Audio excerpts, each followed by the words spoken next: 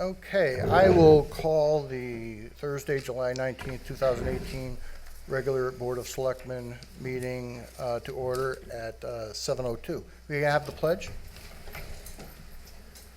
I pledge allegiance to the flag of the United States of America and to the republic for which it stands, one nation, under God, indivisible, with liberty and justice for all. Okay, there's a presentation, first of 150 Main Street South.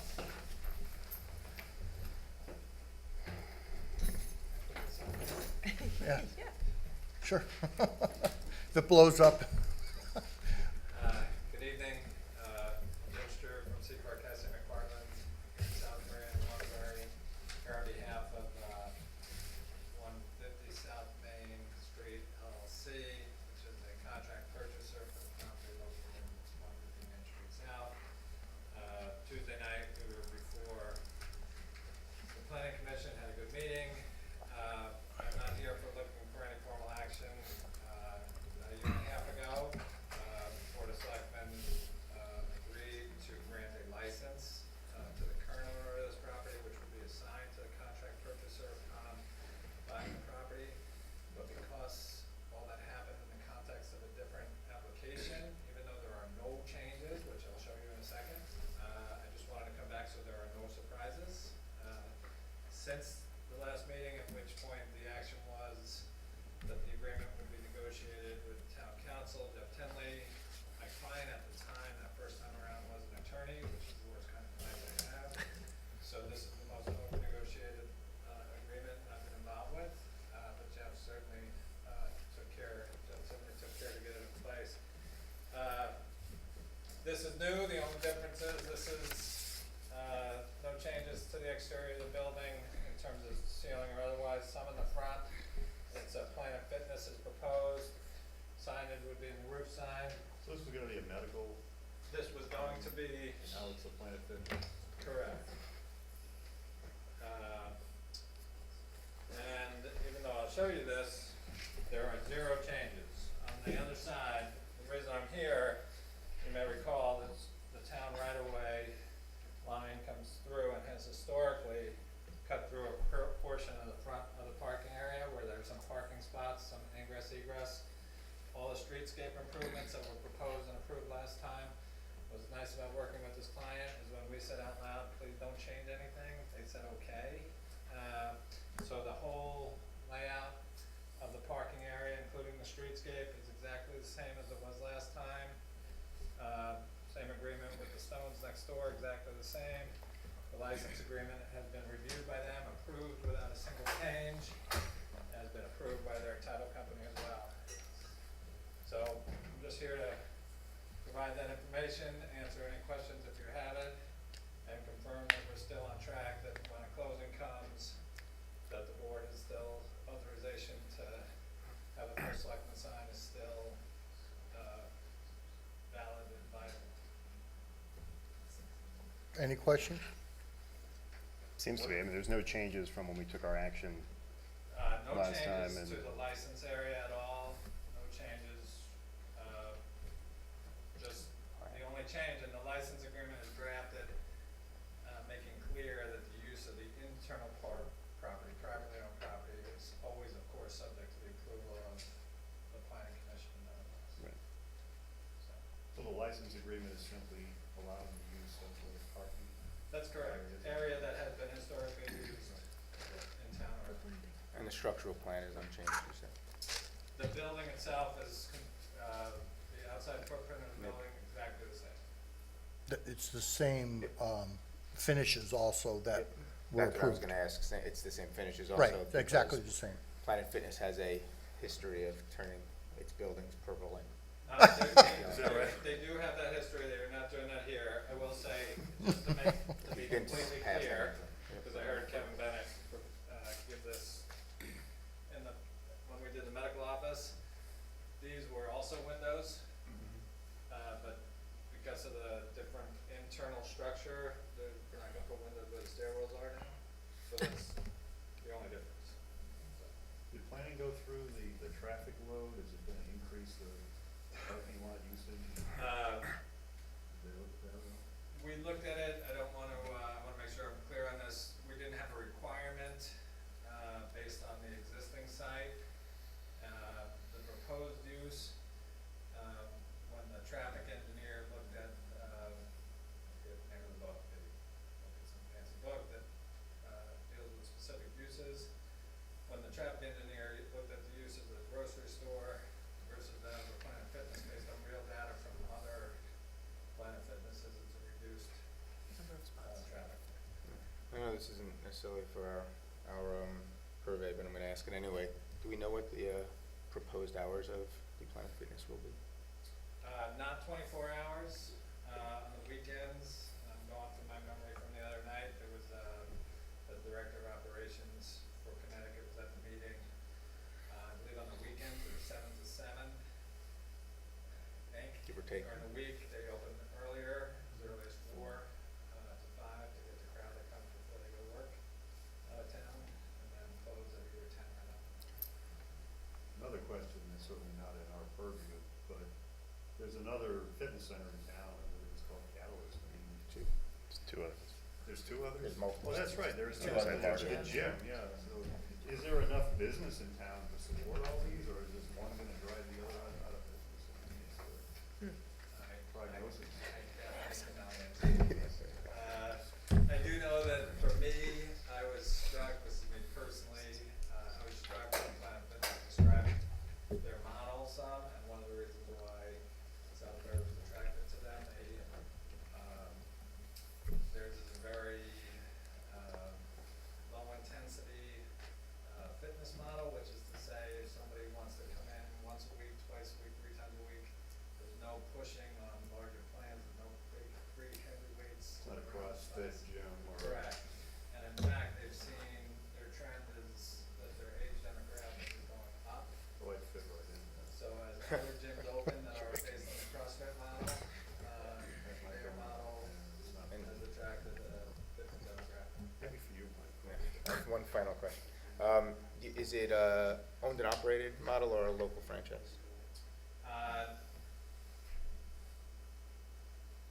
The franchise is territory Okay. based, So so it's the Connecticut. owner owns, I think, upwards of 27 around Connecticut and other parts of New England, so it's kind of a hybrid. Yep. So the owner of this will own Owns several others, Yeah. yeah, 27? has experience with many others around, yes. Any other questions?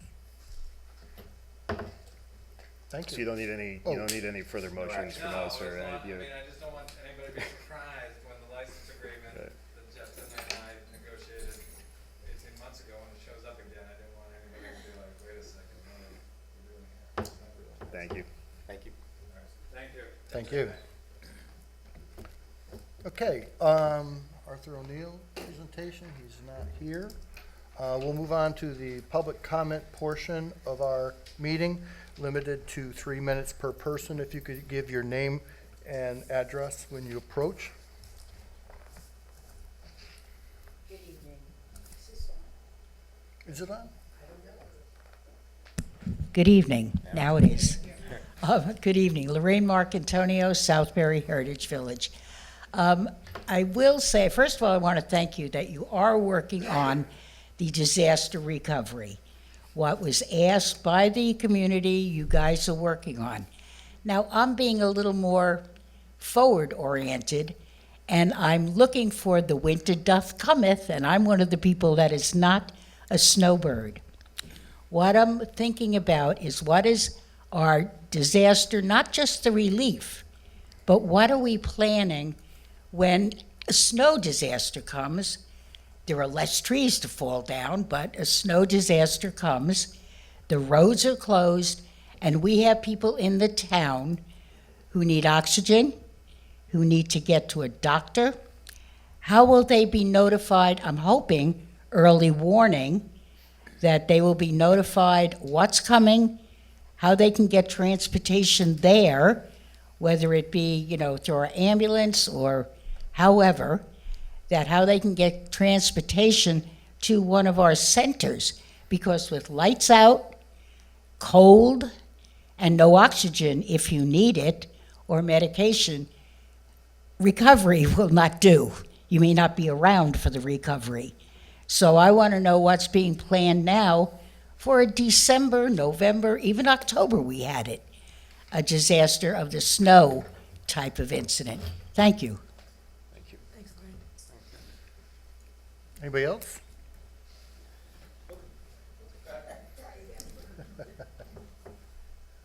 Hi, my name is Christian White. I live at 28 White Birch Lane. I'm here to talk about the River Road Park, as we all call it, the Southbury Beach. I have been a resident for over 7 years. And I've enjoyed my time down at the beach with friends and family. It was like a little slice of heaven in a tiny town where we could go relax, stick our feet in the water, and the kids could play safely. Unfortunately, over time, we've seen it taken over by people from out of town, leaving their trash, using it as campsites, going in a corner and using it as a restroom, and basically trying to take every single spot that they could at 7:30, 8 o'clock in the morning, so that locals couldn't even have the opportunity. Once the police had gotten involved in the beach and started to look like it shut down, then over time it became an open space. As stated in the June Park and Rec meeting, trash cans, beaches, grills, and everything, the play sets, the swings, had been taken out of, and the property was just left unattended. It's now overgrown with ticks and tall grass. Next, the parking lot was shrunk down in size, then work had begun on the bridge. The signs were posted on the side for nobody to park. We had attended the Park and Rec meeting back in June and have learned that the beach was once running and actually had docks, lifeguards, all the amenities that were needed. We had also learned about First Light, about that but we're all still unsure of where they stand with the property. We were told that it was given to the town with rights, that they still have rights, so we have to go through them for approval. But now we're also being told that Southbury doesn't own it, First Light owns it, and we have to do the whole permission thing. Unfortunately, people are still finding their way into the Southbury Beach and parking wherever. They are blocking neighbors' driveways and still leaving trash all over the beach and whatever is left in the parking lot. We have had neighbors walking their pets and cleaning up the trash in the area because it is such an eyesore. We would absolutely love to see it open as a beach again and understand that it could take some time, but in the meantime, there has to be some collaboration with First Light to close it so nobody gets hurt, there's no lawsuits, the trash isn't left all over the place. I would also like to understand that when the town had got the grant to use for the beach, why it could not have been used for it. And if the town of Southbury does not own the beach, then how was the town able to get a grant for the beach in the first place? Ma'am, you're limited to 3 minutes. If you want to submit that in writing to my office, that you can do that. I'm pretty much done. Okay, yeah, it's 3 minutes. It's a limit. Sorry. Thank you. Thank you. Anybody else?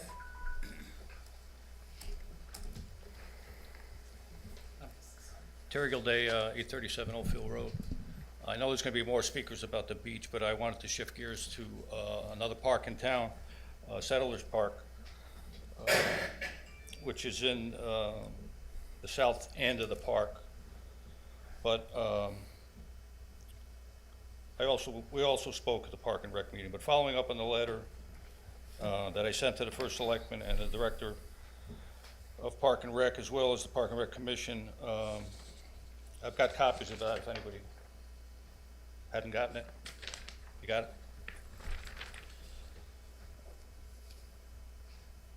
The Park and Rec people, after I addressed my concerns with them, they basically said the safety concerns that you've brought up need to be addressed to the Board of Selectmen, so that's why I'm here.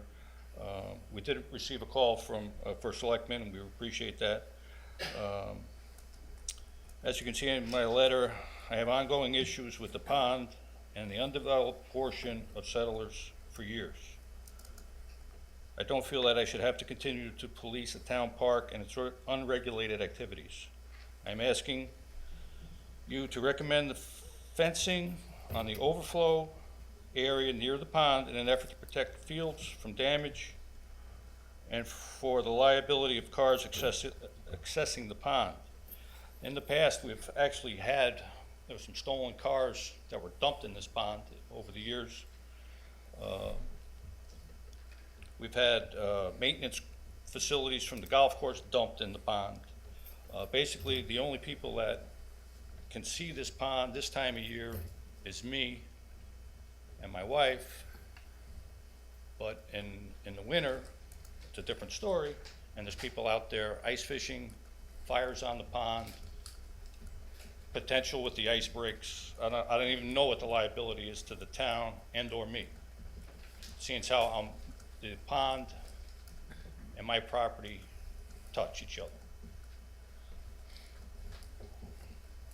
So if there's anything the town could do, would be much appreciated. Maybe another field trip is in order in that area. Maybe out to my house would be fine, or the back side of the pond. But appreciate your time. If there's any questions for me? No? No. Thanks. Thank you. Thank you. Okay. Any other public comment?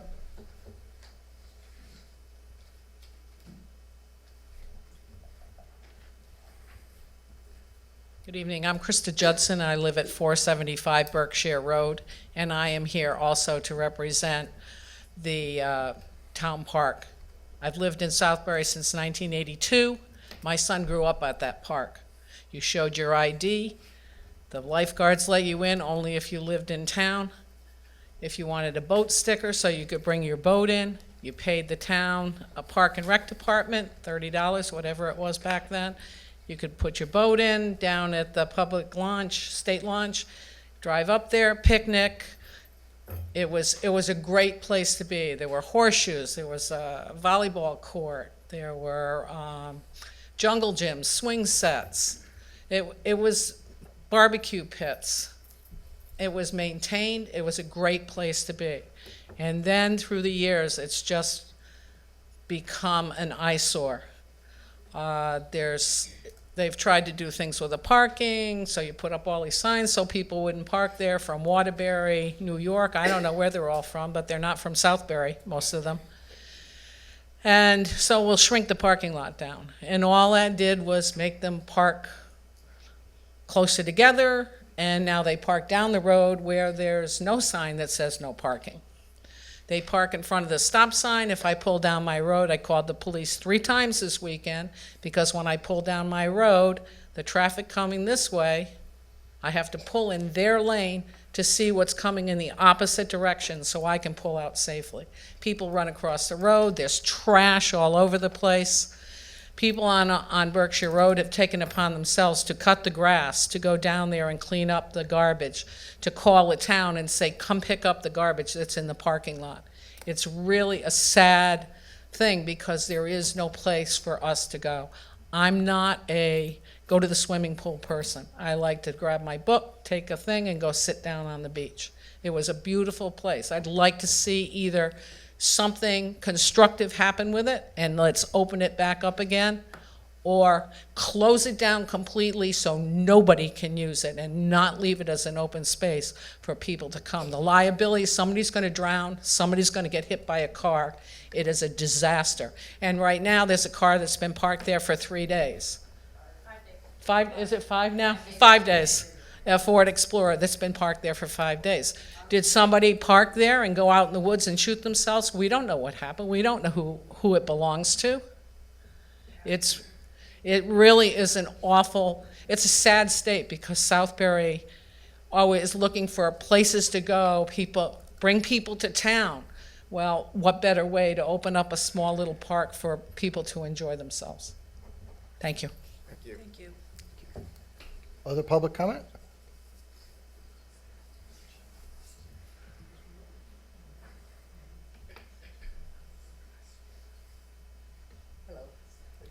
Hi, I'm Marion Bell Eastwood. I live on 38 Pine Rock Road in Southbury. My family moved to this town in 1968 on Fish Rock Road, and I grew up at the town beach.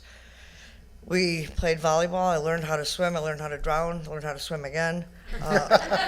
Got my lifeguard certification. And it was just a great place to go from sun up to sundown. There were always lifeguards on duty until the sun set, and then we went home. You walked home. You rode your bike, whatever. It was just a wonderful opportunity for family-oriented events. People used to come from New York. They would put their boats in the water at the boat launch, and I believe they paid a mooring fee at the dock that they used to have set up in the town beach. I mean, I'm not positive about that, but I believe there was a fee paid. I am just curious as to why we can't add either a fee, well, continue with proceeding with reopening this beach, and either adding a fee to the pool permit or a separate fee for just access to the lake. Because I can tell you, I have taken my grandchildren to the town pool, and I have been thrown out of the pool due to sanitary reasons because of the campers, and the pool gets closed. You don't get refunded your money, and that can become very expensive. Like I said, it was a piece of my childhood that I treasure. The memories are wonderful, and I just think that everyone agrees with me. If we're not going to do anything, then close it completely. Because right now it's an eyesore. I go out on the lake in the boat, and even from the lake, it's an eyesore. It's just a terrible representation of our town. Whereas you go by Jackson Cove or Kettletown Park, granted one is state-run, but another is town-run, and Jackson Park is wonderful. They've done a wonderful job with that, rebuilding that, and that used to be a real little shamble place too. So I just urge the committee to consider reactivating this beach, please, for the town. Thank you. Thank you.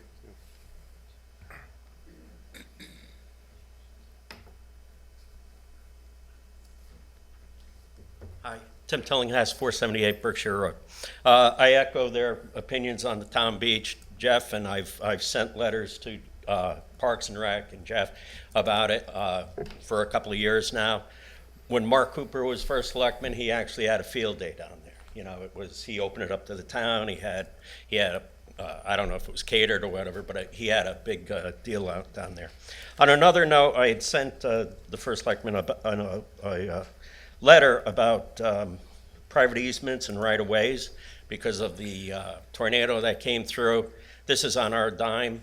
We're spending a lot of money fixing our own properties and everything.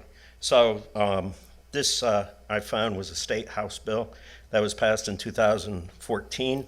I think it would be good to publish it on the town website to help people out on private easements, to help foot the bill for and explain how you know, people who are on these roads are actually responsible to upkeep them. And this just gives some more information on that one person or two people don't have to foot the whole bill on it.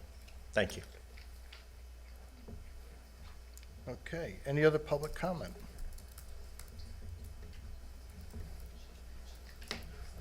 Aaron Betlin, 577 Berkshire Road. I echo everybody else's comments about the beach. I was also at the June Parks and Rec meeting where we were urged to come, at least get it on your radar. We were told that this group wasn't actively talking about what's happening down at the beach, and I just wanted to urge you guys to think about it. It's a dangerous situation pulling off of Berkshire Road. That's largely where my concern comes from. The cars parking along those Jersey barricades are now into the roadside, and you can't see around them because River Road bends to the right.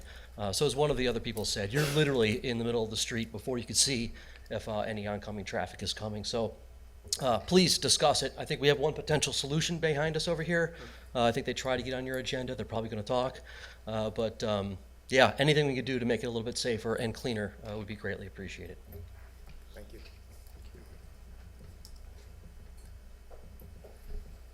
Hi, my name is Donna Bowden. I live at 435 Fish Rock Road.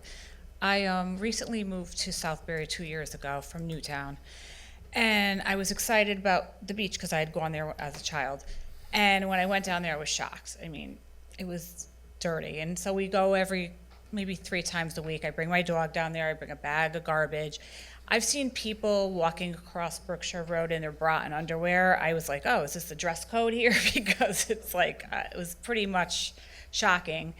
And, you see a lot of stuff down there, but it needs to be, it seems like that part of town is ignored. And the other part of town has the beautiful park, and it's like, I don't understand why all the money was put into the other park on the other side of town. Like, why couldn't anything be done over there, especially if there was money allotted for it in the beginning? So that, it's kind of embarrassing when you have your friends come over and they got to pass that parking lot with the abandoned car, all the garbage, graffiti all over. It's just not a nice look for Southbury, and that's why I'm here. Thank you. Okay. Any other public comment?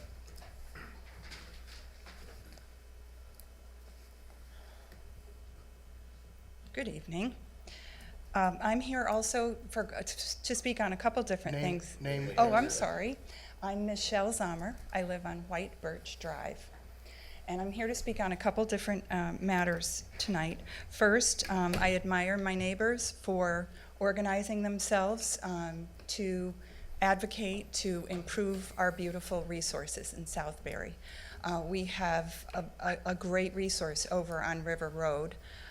And certainly a lot of good memories, and no reason why we can't turn that into a wonderful operation for our community. I don't know how many people have heard of Eichler's Cove. I know it's right across the river in Newtown, and the town of Newtown makes quite a bit of money renting dry docks and operating a marina every year to help pay for the beach and the other services there. And given that there's a commercial property right for sale right next to the current beach we have here, we certainly could look to developing some services there, maybe some sort of rental services, maybe docks. But I think the town would support this. I think a lot of people in this town never go to the lake, and they would really like it if they went. It gives the teens something healthy and fun to do. I also want to speak on the topic of the tornado. There was another tornado in Connecticut yesterday. There have been 5 so far this year documented, tying the record for 2010. I'm concerned about our local tornado report. When will it be done? Will it happen in enough time so we can improve our services prior to the next serious storm? We are currently undergoing a big town cleanup, and I have questions about who we call with questions about the cleanup, because that was not published that I saw on social media or on any of the town websites. I also note that we've recently decided to hire a human resources person in Southbury for about $100,000, and I'm kind of wondering why we don't have an emergency person also on salary. Another question I have is all the money that was appropriated directly after the tornado. I can't remember the amount exactly, and I was wondering how that was spent. I don't know if there have been any reports published on the tornado budget, or the initial budget or the continuing budget, but as a citizen, I would be really interested to see all of that information. And thank you very much. Thank you. Okay. Any other public comment?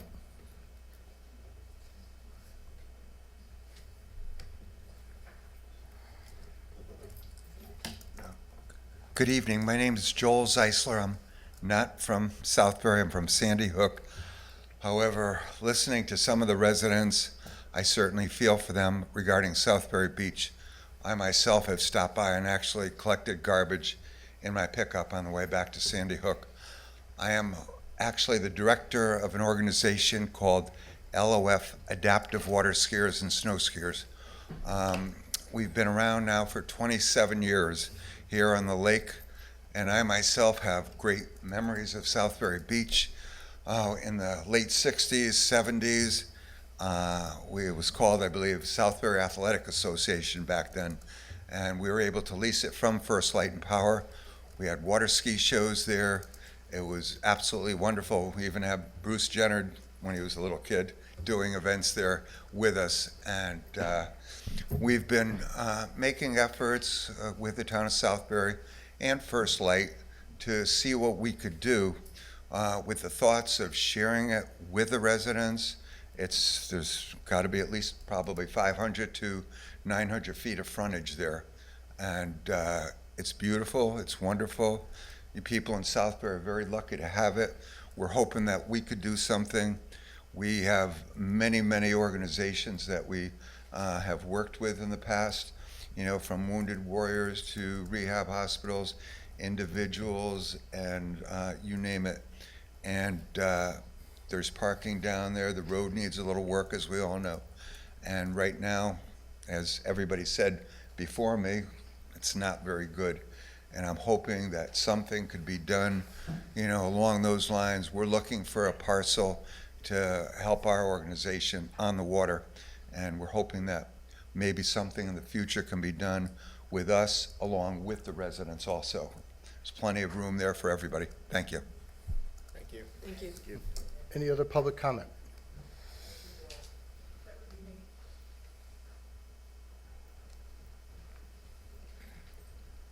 Good evening. My name is Bob DeWaren. I'm also not from Southbury, but I live very close by and I have very close ties here.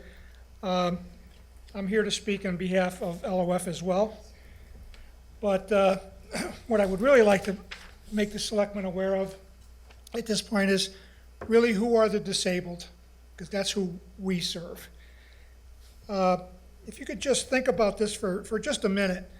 I mean, disabled people there's a wide range of text that this falls under. I mean, it could be someone that's been blind from birth, or someone that's been blind from an accident or disease, a vet coming back from Iraq that's missing an extremity from an IED, could be another returning vet that suffers from PTSD, could be a child or an adult suffering from Down syndrome, or an individual with a spinal cord injury, not allowing him the use of his legs, torsos, or arms. I'd like everyone in this room, I would like to challenge everybody to close your eyes for just a couple of minutes. Imagine not being able to see your second grade child bewildered expression as they performed at a school play. The look of accomplishment on their face at their graduation from high school or college. The look of love and commitment at their wedding, or being able to witness the homecoming of your first grandchild. Now, if you could also imagine that you're confined to the chair that you're sitting in right now, not able to get up and just aimlessly walk into the kitchen to make a sandwich, or bound out of your recliner to get in your car and run an errand. These are the things that we take every day. They're simple things we take for granted. I'm sure if you could look into your pool of families and friends, you know of at least one individual that suffers from some type of a disability. Wouldn't you like them to be able to have a chance at success? These are the individuals we as an organization seek out, for even a brief moment, to cast aside their disabilities and experience the exhilaration and opportunity to success at something they would otherwise not have an opportunity to do. I'm quite sure that in the town of Southbury alone, there's a large enough contingent that we could offer at least a few days a week alone events to serve those people. Our wish is that the town of Southbury and LOF could someday form an alliance that through the use of the park could continue to offer this vital resource to both yours and the surrounding communities through their disabled populations, as we have been doing for the past 27 years. We have the knowledge, the expertise, and the technology to provide this, but you have the venue. I hope that you can find it in your hearts at some point to assist us in the I'm quest. sorry, sir. Okay, It's I'm limited sorry. to 3 minutes. That's it. You're all I had set. Leave that for us if you want. What's that? You can leave. You can leave it here. The You can written- Fine. Who would you like? That's fine. 5 more words. But that's Thank you. okay. Okay. Any more? Time, 2 minutes and 45 seconds. Any more public comment?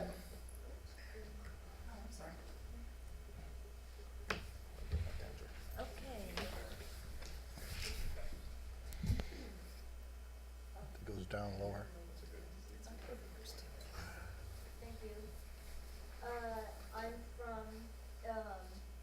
Newtown, Connecticut.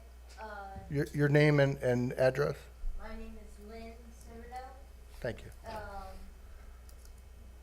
I'm a board member of LOF. I'm a volunteer, and I'm also a participant. And I really wanted to put more of highlight on what it is, what it means to water ski to someone who is disabled, as it was previously mentioned. If you imagined yourself stuck in the chair that you were in, the freedom that skiing gives to people like myself and others, children with blindness, other disabilities. It's such a powerful feeling of freedom. It's almost like you're able to turn your disability off for that amount of time that you're on the water. And that is something that you can't get anywhere else. And to service people with disabilities, yes, it does take a little bit of extra effort and takes someone to go an extra mile to meet the requirements that are special to people with disabilities, but it's extremely important and more rewarding than I could ever tell you. Thank you. Thank you.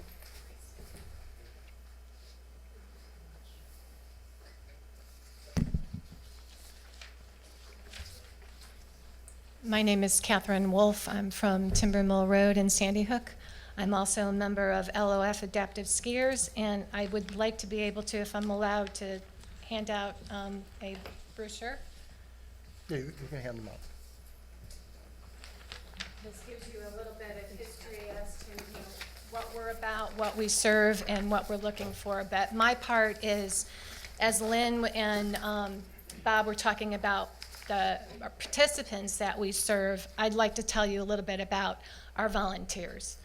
And that is I think that I can speak for everybody that's sitting here that's a volunteer, that we get as much out of it, if not more out of it, than the actual participants. And one of the things that we do very well is we provide a home for not only young middle schoolers, high schoolers, people that are going into college, people that are in college, people that are out of college. And I learned about LOF because I was a Girl Scout leader in Newtown. And Joel had reached out to the Connecticut Girl Scouts and said, I'm going to have a Wounded Warrior event and I could really use some help. Do you think that you could find me a Girl Scout troop that would help, decorate and serve pizza and help us with our big awards banquet? And I didn't even bother to ask. I just said, you bet. I'm there for you. I've been following Leaps of Faith. I used to read articles in the News Times and the Newtown Bee, and I thought, gosh, I'd really love to do that. But then you're married, you have a couple babies, things change. And I thought it was destiny for me because this opportunity actually came up again. I have 2 daughters. I brought them along with me. We were with a Wounded Warrior event for 3 days, and I was hooked. And I said, this is something that Newtown, Southbury, New Milford, Danbury, everybody can really, who can attend our clinics, it's life empowering. With my daughters, it wound up My daughter's now at UConn. She's halfway through her degree for biomedical engineering. One of the reasons why she chose that was because she spent 8 years with people in Leaps of Faith. She wants to go and develop waterproof prosthetics. She loves working with people with spinal cord injuries and amputees. And I kept saying, no, you're not going to really do that, are you? And she was like, no, I am. And I go, do you know how hard that curriculum is? And she was like, I'm going to do it, Mom. And now she's well on her way. These are things that, we have teenagers from Newtown High School, from Pomperog, from all of the different high schools. I'd like to say that we help kids with their careers. 3 minutes. Thank you. Thank you. Thank you so much. Thank you. You're welcome. Hi, my name is Chris Roddy. I live at 650 Jeremy Swamp Road here in Southbury, and I've been boating on Lake Zor for over 15 years. During that time, I have witnessed the slow abandonment and neglect of the Southbury Beach area, causing it to be an eyesore from the lake and to the residents. This area is underutilized, unmaintained, and unsupervised. The neighbors of this area and I are upset because of the condition of the property due to the lack of supervision, maintenance, litter, and use of this property by people who, to put it politely, are not neighborly. In fact, it seems the only people who use this area lack the respect to clean up after themselves, noted by the many complaints to the Park and Rec Department and the Selectmen's office. This area is an underutilized gem here in Southbury, and it should be revitalized. I understand that Southbury does not have the funds, manpower, or resources to maintain this area. That is why I think the town of Southbury, the adjacent neighbors, and the community in general could benefit greatly from allowing Leaps of Faith to use this property. If granted temporary use, Leaps of Faith will begin maintaining the property, including cleaning it up, mowing, landscaping maintenance, providing trash receptacles and pickup service, temporary restroom facilities, and monitoring and supervision of the property. To hold events at this site, Leaps of Faith would only need 1/3 of the beach area. We would install temporary docks and a storage shed to hold and secure equipment. This would leave the rest of the beach area clean and maintained by Leaps of Faith for use by Southbury residents. If granted long-term use, Leaps of Faith would work to fund capital improvements through grants, such as regrading and the access road that the beach needs to meet current codes, providing accessible parking, build a pavilion to provide relief from the sun, install more permanent restroom areas and changing facilities. All of these facilities would be usable by the Southbury residents. Leaps of Faith would also hold events specifically for the Southbury residents, including a family ski day, youth ski day, veteran ski days, and others. All of these benefits would be at no cost to the town of Southbury and the residents. As a Southbury resident and member of Leaps of Faith, I think it would be a win-win-win situation for Southbury, the community, Leaps of Faith, and all of our participants and disabled people in the community. Thank you. Any other public comment?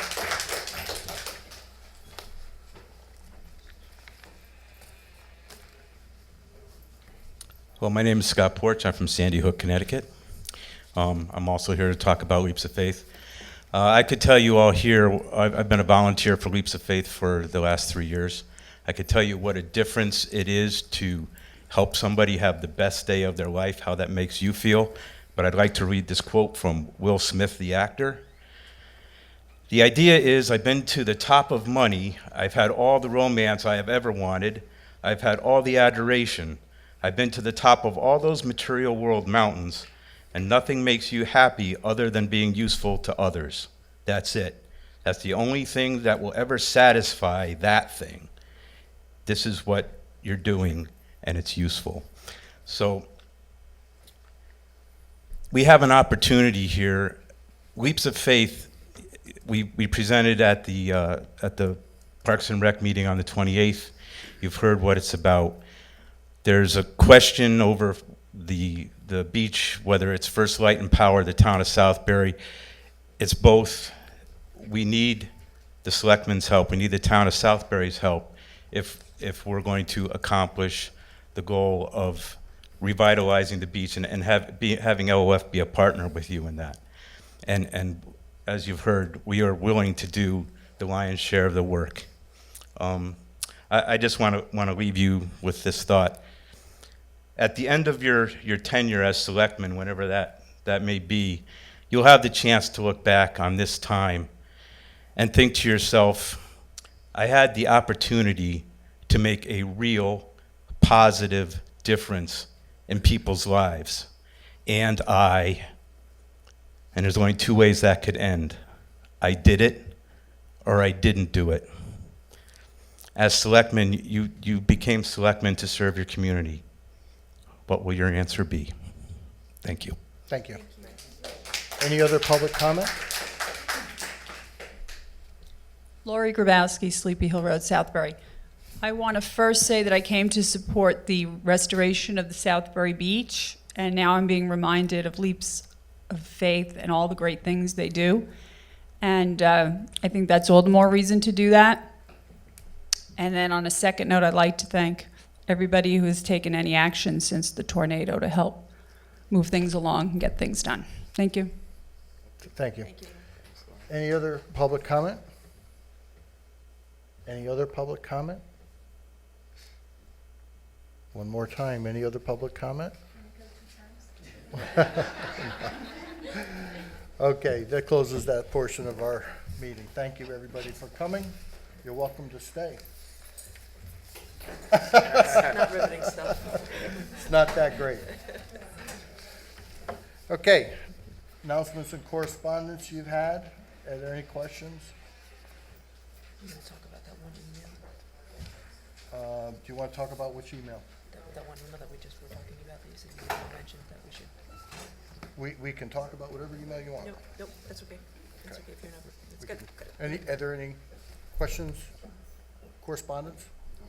Okay. Reports from animal control, from the different groups. And you have that report. And we'll move on to the consent agenda. Make a motion to approve. Second. Made and seconded. Any discussion on it? Call the vote. All in favor? Aye. Any opposed? Any abstentions? And it carries. You have minutes? Do you want to take them all together, June 21st? We can't take them all together. Jason, I was missed one of them, so we'd have to abstain from part of it. Okay, so we'll move to the acceptance of the June 21st, 2018 regular meeting. So moved. I've made and seconded. Any discussion? All in favor? Aye. Opposed? Abstentions, and it carries. Moving on to July 6th, 2018 special meeting. Make a motion to approve. Made and seconded. Any discussion? Seeing none, all in favor? Aye. I'll abstain. I'll abstain. Anybody opposed? Abstentions from Mike and Jason. Okay? We're good. Minutes of July 12th, 2018 special meeting. Move they be approved. Do I have a second? Second. Made and seconded. Any discussion on the minutes? All in favor? Aye. Any opposed? Any abstentions? Actually, reverse my aye. Yeah. Abstain. He abstained from that one. He was an aye for the last one. Oh, gotcha. And you're abstained from this one. Good job. He's very busy. I read my Good notes. thing you know what he's doing. I read the notes. We had a lot of meetings the last Yeah, few there weeks. I know. It's been a big deal. It's a lot going on. Okay. Bids and procurements, personal property audit. Any motion to, Make a motion to approve. Second. made and seconded. Any discussion on the personal property audit? Call the vote. Well, All I in- just had a question. Oh, sure. What was the amount last time around? 15. The same? 15. 15. Okay. Any other questions? Discussion? All in favor? Aye. Any opposition? Any abstentions? And it carries. Purchase of the mower. I'll entertain a motion. I'll move to approve. Second? I'll second. I made and seconded. Any discussion on the purchase of the mower? It's off of a state bid. This is part of our budget. Any discussion? All in favor? Aye. Opposed? Any abstentions? It carries. Approval of monitoring company for the debris cleanup. We have that. Not to exceed 300,000. This is the Make a motion to approve. state Second. made and seconded.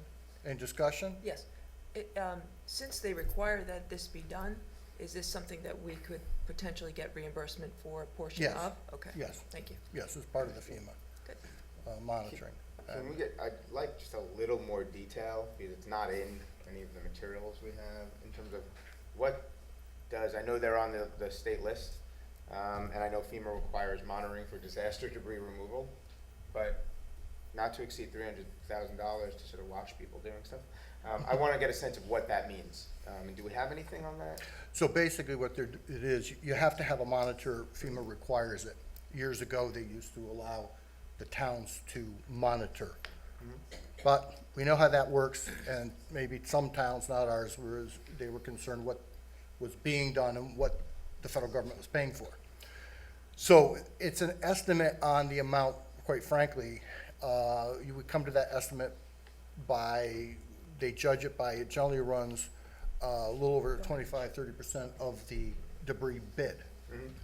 So there's really no way to know. But are they monitoring that The debris company. we hired Yes. to the bid does the job they said they would do? That's where They Right. had objective. it's an independent, objective. Right, group. they're doing That's all Brookfield, I they're need to know. doing New Fairfield, Okay. everywhere. This is, Good they enough. do it across That's the what I wanted. country. That's what I assumed. I just Yeah. wanted to confirm. And they have, This is kind of what they cost. and they do everything from, it has to do with the size of the diameter is a certain amount. So they need to monitor that cut on a 2-inch branch is not said to be 8-inch, because it gets more expensive. So this is what they do. Any other discussion on it? I'll call the vote. All in favor? Aye. Aye. Anybody opposed? And any abstentions?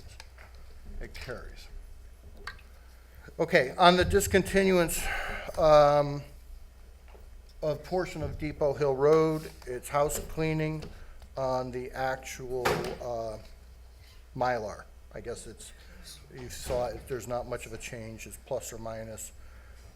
They just wanted clarification and quotation marks. I still recuse myself from any vote, but I'm saying just for clarification, that what we did here was we wanted the description to match what the Mylar actually said. It did not say that before, there were some typos, so Right. that's really the only change. And the scale was wrong, it was 1 inch equals 30, and it's 1 inch equals 20. It's just some housekeeping. So that's on it. Make a motion to approve. Have a sec, made and second, any discussion?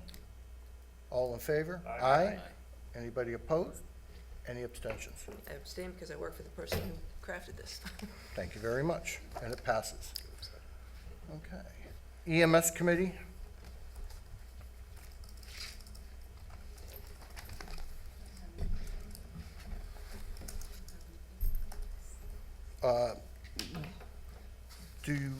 It's still on, there was a proposal.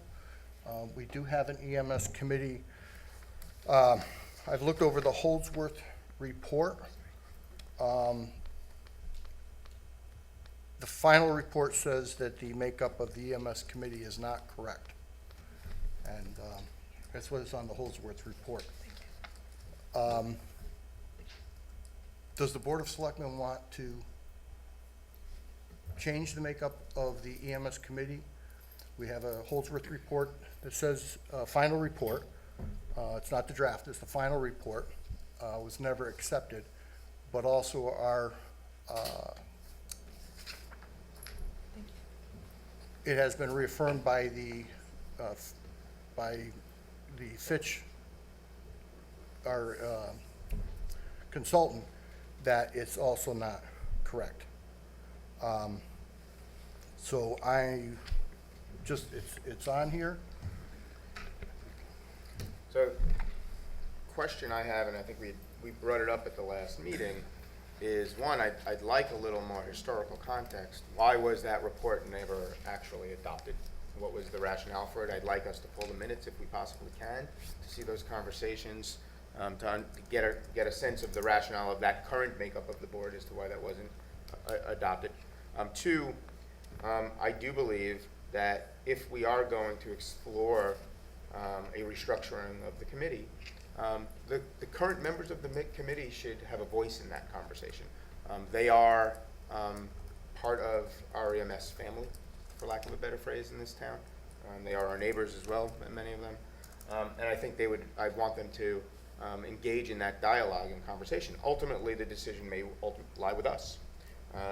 But to have that without their input, I think would be, one, both unfair and also uninformed. So we're supposed to be looking at the makeup as we're going forward. We're going to be looking at the Southbury ambulance proposal. But there's a lot in that report that talks about a conflict of interest between people on the committee, direct financial conflict of interest. So that's a concern of mine. Moving forward, there's a EMS committee, there's an EMS report that has to be filed with the state in 2019. So we have to decide whether we're going to stay with this EMS committee, take their report, and submit it to the state, or what are we going to do with it, or who's going to look at it? So. Thinking like what's good long-term for the town, and I agree with the Fitch report. I think long-term, we should have an independent EMS committee where the people that are performing the tasks are not part of that committee. It's an oversight committee, and it is a conflict of interest to people, not to demean these folks. They work hard and they've done a great job, and everybody appreciates their effort. But I think I go along with the Fitch report. I think it makes sense to me. It makes common sense to me. And I think for the long-term best interest of the town, we should move in that direction. Has our ethics committee weighed in on this at all? I don't believe so. Very good question. Good question.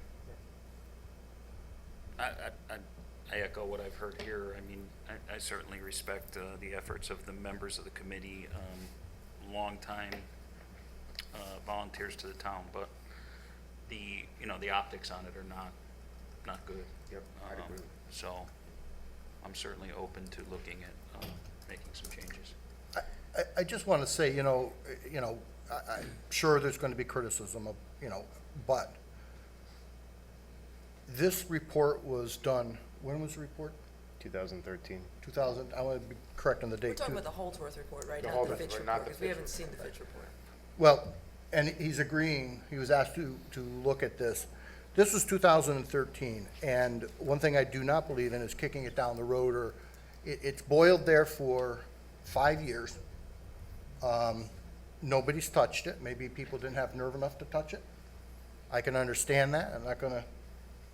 But with reviewing the report from somebody who was hired to make the report and a final report and reading it, and I'm not saying there's nothing wrong with our ambulance people, an EMS committee change does not change Southbury Ambulance Association from doing what they do. That doesn't change that, nor the Southbury Heritage Ambulance. Doesn't change what they do. It may come up with suggestions that work better for them. And what I'm seeing here in that report has come true, where they said, in that report, it says where we're to a, that in the future, we could have closure, things could, in the training school, things will change. Well, here's 5 years later, we're here, nobody's done anything. Nobody has mapped this out. And I don't see any real changes from the draft was sent to me, a draft from the EMS committee, who's ready to work on this, but what they will come up with a draft, and I don't see any significant changes. So, we can sit here and accept a report, keep the EMS committee, and let it go on for another 5 years, but I don't think that's what this board here is about. We recognize the report to probably makes sense, and the direction, and here we are 5 years later. Nothing was done, and I'm not blaming anybody, but I just want to make sure it stays there and we do the right thing by our EMS structure in the town of Southbury before we're faced with a situation where it's a problem if we're not doing it. So, here are my thoughts, and I'll reiterate what I said at the last meeting. and some of the comments made here. I don't think I disagree with anything that Talking to the mic. Oh. I don't think I disagree with anything that's been said, and I'm not against reorganizing the committee at some point in time. I mean, I've said it first time I saw it, it just doesn't look right. My concern is more global. We have a Holdsworth report from 2013. That report was never accepted by the town. It's 5 years old. It's stale. The only thing I could find on it, because I looked into all this a couple years ago when we were talking about the paramedic contract, and I got this report, and I didn't rely on it or anything because the town didn't accept it. So it's not something that we can rely Can on. I ask what report, which one that was? I'm talking about Holdsworth. There There's two. There's one from 2010, 11, and then one from 2013. The only thing I could find on it, and maybe there's other minutes somewhere, are an EMS committee meeting on September 4th, 2013, where it says Donna Pereira reported on the Holdsworth EMS report. The report has been placed on the shelf due to possible data inaccuracies and some of the conclusions arrived at. To move forward, Donna is asking the EMS committee to conduct its own study to ensure the EMS services are going to be available to all citizens of the town in the future, looking to the future at what models can be planned for. So that's all the information available to me, right? Are those minutes. What I know for a fact is the town commissioned this report. They went out to bid to do this report. There were bids. The Board of Selectmen discussed it. They selected an entity to come in and evaluate our services. They did the evaluation. There were multiple meetings with EMS members and whatnot, and the conclusion was there's some inaccuracies. We're not accepting the report. So what I said at the last meeting, and what I believe we all said over a year ago when we were talking about the paramedic contract, is we need to do we need to do another Holdsworth report. Like the EMS committee is just one component of it. Sure, hey, okay, so we could say, all right, everyone resign from the EMS committee, we're going to put all new people on the EMS committee. That doesn't really solve any sort of EMS issue because it's a more global issue. Like that report talks about various ways to structure it and whether you get into like a public-private partnership with one of the associations, whether the town takes it over, some of the comments made here tonight about emergency management and how that all folds it. Like there's a lot to that report. And it's not just, oh, let's just replace the names on the committee. So what I've said from the beginning, what I continue to say is, no, we shouldn't kick the can down the road. I wish we already had the report. We should be commissioning a full evaluation of our EMS services and go from there. I don't think we could pick and choose pages of a report that the town never accepted. That's my concern, because it's one piece of a puzzle. We need to get our arms around the entire puzzle and make sure we're doing the right thing for the citizens of the town. And I don't think we should address it piecemeal, because I don't think any of us know exactly what we're talking about yet. This is just one component of it. It's not a component I disagree with. I'm just articulating a process that I think the town needs to go down to fully evaluate the matter. So with that about piecemealing and looking at it in that direction, we're also being asked, Southbury Ambulance proposal, we're being asked to piecemeal by their consultant. I disagree with that too. That's fine. Because they're taking another page of the Holdsworth report and they're saying we got to rely on this, when the EMS committee itself and Southbury Ambulance rejected the Holdsworth report 5 years ago. So I disagree with that too.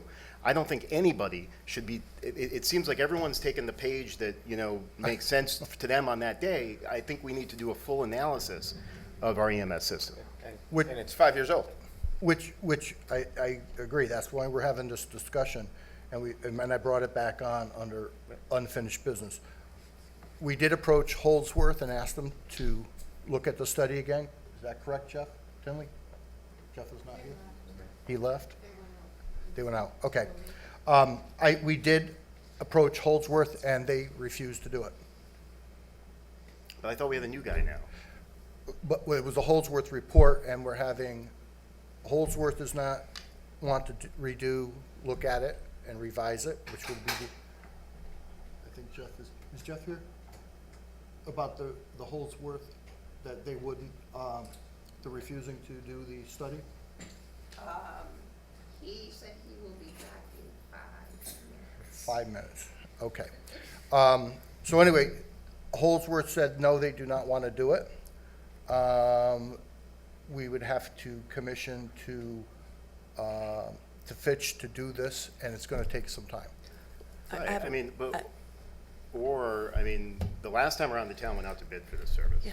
And I've seen other towns do that as well, so that's also an option. I haven't weighed in yet, if I may. We have said from the get-go that we wanted an objective third-party analysis. We talked about it at the budget season of 2017 to 2018, and we talked about it again this current budget. These people have definitely done our town great service in all they've done, but it doesn't hurt us to evaluate the setup. It's been recommended that we look into it, and we probably should. But we need to have a more holistic approach to what we're doing, as opposed to just saying, and both sides, they can't take a piece of it. Correct. And we can't take a piece of it, right? Yep. So I think that I don't know if Fitch's, we didn't go out, I don't know how much Fitch costs, and but I'm just saying that I echo the need for dialogue among the people involved. I think that that is important. We value their volunteerism by listening to them, but we also need to have a third-party objective person to spearhead this. Public safety is our number one responsibility, and we need guidance, because none of us are experts in emergency medical services, but there are statutes. There are statutes that could be looked at. Have we looked at them? Do we know? We know what police are supposed to do. There must be something that we could do statutorily that maybe Jeff Tinley could oversee as our town attorney. So I think a holistic approach is the way we need to proceed. When you said the EMS committee has a report, and you said something about 5 years, isn't it a report a year? I'm sorry? You said, maybe I misheard you, but something about a report that EMS committee needs to do for 2019? There is an EMS emergency management. EMS has to be given to the state, our EMS. It's due out how many years?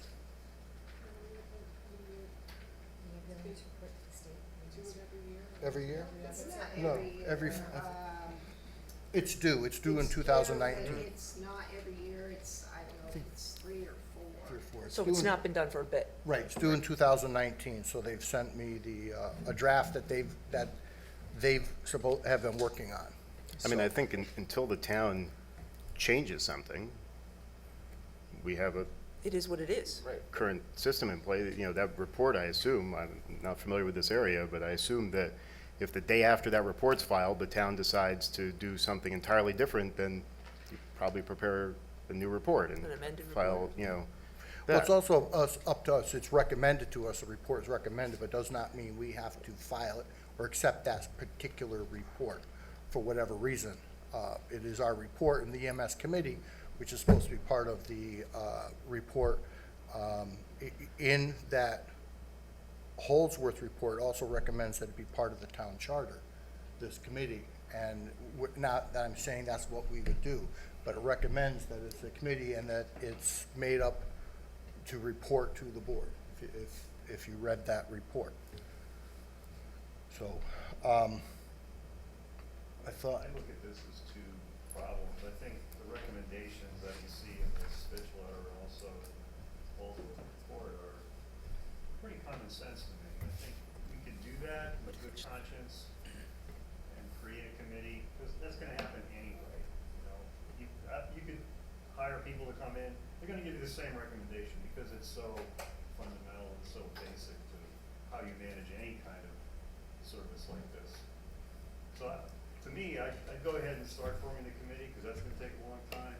I totally agree with everybody looking at the big picture and trying to get a handle on what the options are going forward, because I think we are at a juncture.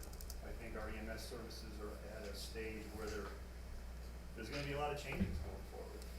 But because we're not in the emergency management services business, we don't have staff that would sit in that committee's meetings like we do, say, for planning or for zoning or Parks and Rec. So we don't have staff. So we've relied on our qualified volunteers to be those surrogate staff. And maybe that's a wrong model. Sounds like maybe it could be something we need to look at. But I don't think yeah, I'm gonna be curious to see how other towns do it. You know, is there a different model we could be looking at from another town? I'm sure there is. So maybe we could start that internally with no third-party objectivity. Just to say, let's sit here and say, let's just change the makeup of the committee because it's been recommended, and it does seem like people who are making suggestions shouldn't have input into the decisions that get made. I get that. But again, none of us are experts in EMS. Well, it's going to take time to figure out how to construct this new committee. I think that's what concerns me, is that that could take a long time, and towns in general do things slowly, as I've found. It's not what I'm used to. My retort to that though, my retort to that would be, you'd rather that we rush and do it wrong? No. And that's it. You're right. But we've been talking about this since our first term, if I'm not mistaken. So, and I agree with you, Jeff. We don't want to be the ones. The kick the can down the road is my line. I tag on that. We know. That's your line. But we don't want to be. And I think we're all in agreement. I think we are. Both the optics and I believe that there certainly would be. I think Justin's question about asking, what our ethics folks feel about this. I think we're all in agreement on that. But I think that this is one piece of a larger thing. And you're right. It might be complex. Let's get started. I would make a motion now to move to, let's put together an RFP. If Holdsworth had said no, let's move to put together an RFP to update, or do a new or update the report, that was done 5 years ago, which is ancient in this day and age. I'd second it. That I would do. 6 months to a year probably to get the report. And Why? Well, how Didn't long take is that this long to get when we talk about an EMS contract, it doesn't take a year. And also, when you talk about this, we're getting an EMS committee that we don't have any representation on that committee either. All I do is. So we just get the report, and I'm not saying I'm not saying anything against the people that issue could be resolved very easily. I mean, we could just add a member to the committee and appoint someone. I mean, right, rather than just. Or we have we do have a selectman representative, not voting. I mean, just. But the purpose of a staff member is they give it both ways. They guide the commissioners, they help them, and that's what these volunteers in this committee have been doing thus far. Right. So. Right, and if a committee was to change, it would, be volunteers. I mean, it suggests doctors and people from, which makes sense. And again, I want to say here, this is nothing against our ambulance services. They do a good job. They're going to continue to operate in the manner that they are. This is just more of getting ourselves up to date, and a report's going to come in, and we're going to either have to say, okay, we're going to accept your report, and frankly, we have no idea if it's the right direction, or, we have nothing. It's just people who are running the ambulances are telling us this is what you want to do. I'm just trying to figure out what we should do. So, Jeff, would you care to speak about our request to get the Holdsworth report updated and the troubles we're running into? Sure. Jeff Tinley. I was asked to look into getting the Holdsworth report updated. I called Bob Holdsworth. He said that he initially said he wasn't sure if he could do it. Then he said he couldn't possibly get to it before September if he was to do it, and then he declined to do it in the course of about a 5-minute conversation. I think that my sense is that he doesn't really have the staff anymore, and he clearly couldn't get to it in a time frame that would meet our needs. So that's not a viable option. We could ask Fitch to update the report. We have not gotten a time estimate or a quote from him on that yet. There's a question about the work that Fitch has already done for us and whether having them do an entire update of the EMS report would be consistent with that. I tend to think that they could do it, but I think that the problem is the Holdsworth report was never, as I understand it, was never fully finalized. And I think part of the problem was that the person or the consultant doing that kind of report has to work with you, has to work with the EMS committee. And you and the EMS committee have to be satisfied that the report is complete and accurate, and then accept it. And if the EMS committee is not properly constituted, if they have conflicts, as both Holdsworth and Fitch have told us, I don't think that's possible. I think the first thing you have to do is to get your EMS committee restructured, to get rid of the conflicts, to act on those recommendations, so that they can then help to supervise and to see that the study is done properly and it's done in a way that they will accept and the town, the Board of Selectmen will accept. So I think that's the order in which things need to be done. And What do other towns do, Jeff? Did we do any research on how other EMS committees are made up? well, you've seen the Fitch letter, right? So we're relying on his experience, and Holdsworth had the same opinion. And Right. it's almost self-evident, I mean, you can even look at our policies, to say that the parties providing the service should not be on the committee directing how the service is constructed and how it's administered on behalf of the town, because they have their own interest in that. And that's the problem. So, I mean, the Fitch letter, he quotes the Holdsworth report and says, "We find this recommendation is consistent with best practices for EMS system design. The members of the town's regulatory oversight body should not be affiliated with making recommendations or voting on decisions impacting the organizations they represent." And that couldn't be clearer, and I'm just suggesting that one of the fundamental decisions that this oversight committee makes would be to interact with an organization that's hired to design or evaluate the EMS plan for the town, the EMS services, and that's what we're talking about when we're talking about updating the Holdsworth report.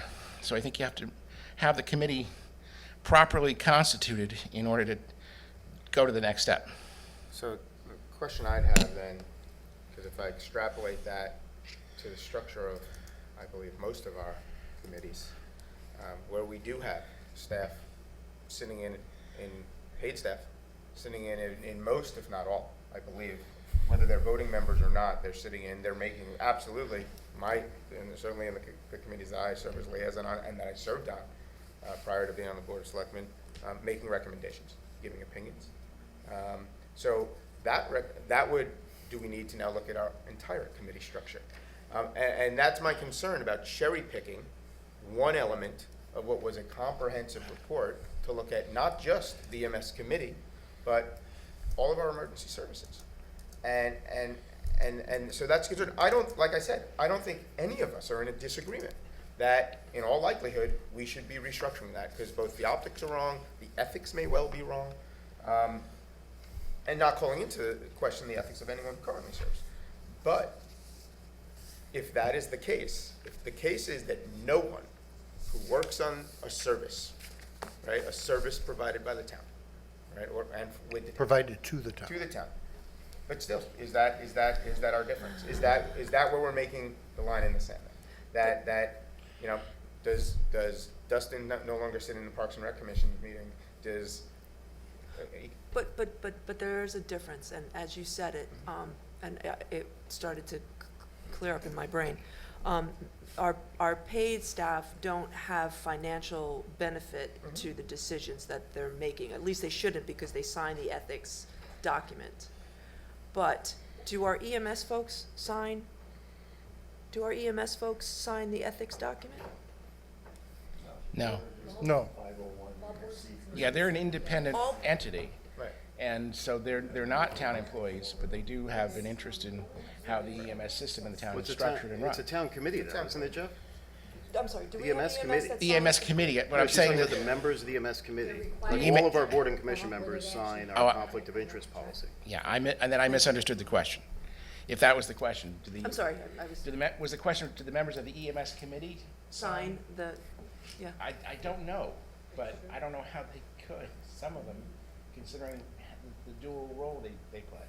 Well, I would like that answer, though, for starters. I mean, we can take a look at that, but certainly it would be difficult for someone to sign that ethics Then if they're the- supposed to, or did or not. Right? If they're a committee? If of the they're town. part of the committee, if they're also Yep. doing business for the town in that area. Correct? It's difficult. I mean, I don't think you could sign, even if you had signed it, you Right. would have to, And if they haven't, then shame on us for not following up, because if they're a town committee, every town committee and every member should be signing that, otherwise they shouldn't be allowed to be a member. Sorry? I don't think it would make sense. I mean, they have an inherent conflict of interest in what they're doing. How could they sign that? So why did it take a third party to tell us there was a conflict? Jeff, question, just, so what you're recommending, if I just want to clarify that, you're saying that we should form this committee first and then have this committee go out and orchestrate the redo of a Holdsworth thing? Is that what I'm? I think they need to be involved, yes. And, you know, anytime you're working with a consultant and asking for a consultant's report on the design and operation of a system, the people who are interacting with that consultant have an influence on the outcome of the report. And I do not disagree with that. which My could have been the question problem is- the last time. My question is, We should get that answer, though, what the problem was last right, time. what was the, we still don't understand why. The bylaws were adopted for the committee in 2004, amended in 2011, right? So the structure of the, and just pulled them up to see if we're even following what this was, or if they just got stuck in a drawer somewhere. My bet is it's probably some combination thereof. So I'm not opposed to that. My question is, what structure? Because it doesn't give a specific, unless I read it wrong, does it give a specific recommendation as to what the structure of the committee is? Because we have in here in membership, there's a clear structure that was adopted, I assume, by the Board of Selectmen back in 2004, amended in 2011. It doesn't say what the amendments were. Well, I can't tell from here. the Fish thing says, community representation on the independent oversight entity should include leaders from areas such as the following: legal, accounting, business, medicine, patient advocacy, hospital or healthcare, and local government and elected official. So I think it's pretty well stated out. I mean, I read this and it may just make sense to me, but that's Right, a and- good first step that we should be doing. He also quotes a text which says, to be effective, the independent oversight entity should consist of an unaffiliated and objective group of people selected for their expertise in specific professional disciplines required in the development and oversight of emergency ambulance service. So, and then goes on to list the different disciplines. So it is fairly specific about what you should be looking for, and then inevitably, you know, how the committee is ultimately formed is going to depend a great deal on who's willing to serve as well. You'll have a pool of people, yeah. Oh, who don't have Or- conflict. or we'll leave the people- Especially with the consolidation of the medical system in our Right. area. That's, My interest is to do the right thing for the town and do it as quickly as possible. That's what I'm trying to accomplish. I think this would be a good first step, and I think we should do that as soon as possible. So the stumbling, what I'm getting from my information coming in, what we're running into is, if we want to do this upgrade, this report, and have somebody look at it, in order to do that, we have to have the properly structured EMS committee to do it. We can't proceed with the type of, it's the way it's set up, to come out with the outcome that we expect. Is that, in a nutshell, correct? I think that's right, and I think it's also the case, it doesn't necessarily mean there's a big delay, and in fact, someone like Jay Fitch could help in the process of selecting and evaluating committee applicants as well. I'll recognize John Riley. I'm sitting here listening to this just as a knowledgeable resident serving on the Board of Finance. And one of the things that I haven't heard after you talk about conflict of interest, okay? We have a body constituted to deal with potential conflicts of interest. We have an ethics commission. And I believe that the question of whether people, okay, whose compensation is going to depend on this decisions that this committee makes. Okay? Whether they should even be on there. Okay? If you read If the you're official talking, reason. and I agree with everything Jason said, we need to get our hands around this thing. Okay? It comes back to, Jeff says, it's potentially not properly constituted. I think we should go to the own committee or the own body that we put together That's what Justin said. to make rulings on this. Yeah. Yeah. That's what Justin said. Justin So suggested. what I'd like that. to, what I'd propose is this, so we can move this forward. What I propose is that we take that step to confirm that our ethics group concurs that it would be, that the current makeup is a conflict of interest. All right, we have, I mean, I think. Under our policy. Under our policy. But if Not, you not decide just it- what a third-party recommendation is. Confirm that, and then I'd propose at our next meeting, we put this on the agenda, and I'd be, and give the other member, I would, out of respect, give current members of that committee the chance to state their case as to why they feel otherwise, and then I'd be very comfortable taking a vote at that time. But they also may not have signed the forms and therefore not, you know what I'm saying? But I think that's, And nobody's I looking think to it still find a- applies, I even think it if still applies. they haven't, I mean, they It's just. presumed. Well, then- The other thing I think we should do is, Then nobody should sign it. If it still applies, then none of us should sign it. you're signing an acknowledgement that you got it and read it, I think is probably what, Right. I mean, it applies. man. I'm Look just at the language. suggesting, then why, if it doesn't, I don't know, I'm just. No, we're it having a applies, conversation, correct, that's it all. applies. The other thing I think we need to do is, I'd like to know the answer to the question as to what the issue was with the Holdsworth report in 2013. Not being Because accepted. it was a selectman, and the only documented thing I could find on the topic, it was a selectman on behalf of the Board of Selectmen who said that it's being placed on the shelf due to possible data inaccuracies and some of the conclusions arrived at. So I'd like to know why, what the data inaccuracies were, what the problems were, the conclusions. Like, I think we should talk to those folks who were involved at that time. Frankly, I wish they had put down or dug into it and said, Listed it. what data is Inaccurate. possibly inaccurate, and get a correction on it, or a confirmation of it, and then, maybe Jason hasn't found that. you know, not just, I haven't found, but, I mean, we could just, call these people and ask them. Policy and structure we're talking about here, it's not data, I mean, this has nothing to do with. no, the structure's not. No, that's, It says data and findings, though. It says findings. Overrides everything. that's certainly a separate issue. But one of the comments was made that probably what happened last time was it was a problem with the makeup of the committee, that therefore they couldn't, resolve any issues. But I'd like to know what those issues were. I mean, we haven't done that. We don't have that information. Do you have information? Why Cindy? didn't the town accept it? Yeah, Go ahead. Cindy has information on that. Can I just address one thing? Go ahead. The idea of referring this to the Ethics Commission, I think would not be a good idea. This is not a question of it having an adjudicatory process to determine that the current members violated some conflicts of interest rule. That's not the issue. The issue is that we have a recommendation from two professional consultants that this is just the wrong way to approach it, and that's a town policy decision, to change the way you're approaching it, and to make this a town-chartered EMS commission constituted in a completely different way. I don't think you want to have people who have served on that commission to date be branded as having violated ethics rules, some of which weren't even in effect when they joined that board. It's just not the issue. The issue is a question of policy for this body to determine how the town is going to superintend a very vital function, which is the provision of emergency medical services in this town. I totally agree with Jeff. I mean, there is, I would never say, or want to say, or make a rumor to say that there's anybody unethical that served us like that. So I think that's, Cindy, do you have information?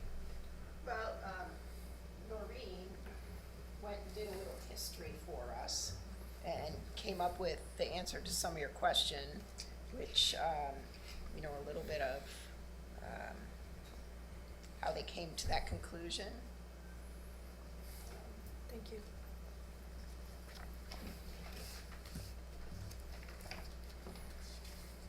I don't think it fills all the gaps. I think it still has gaps, but it's what we could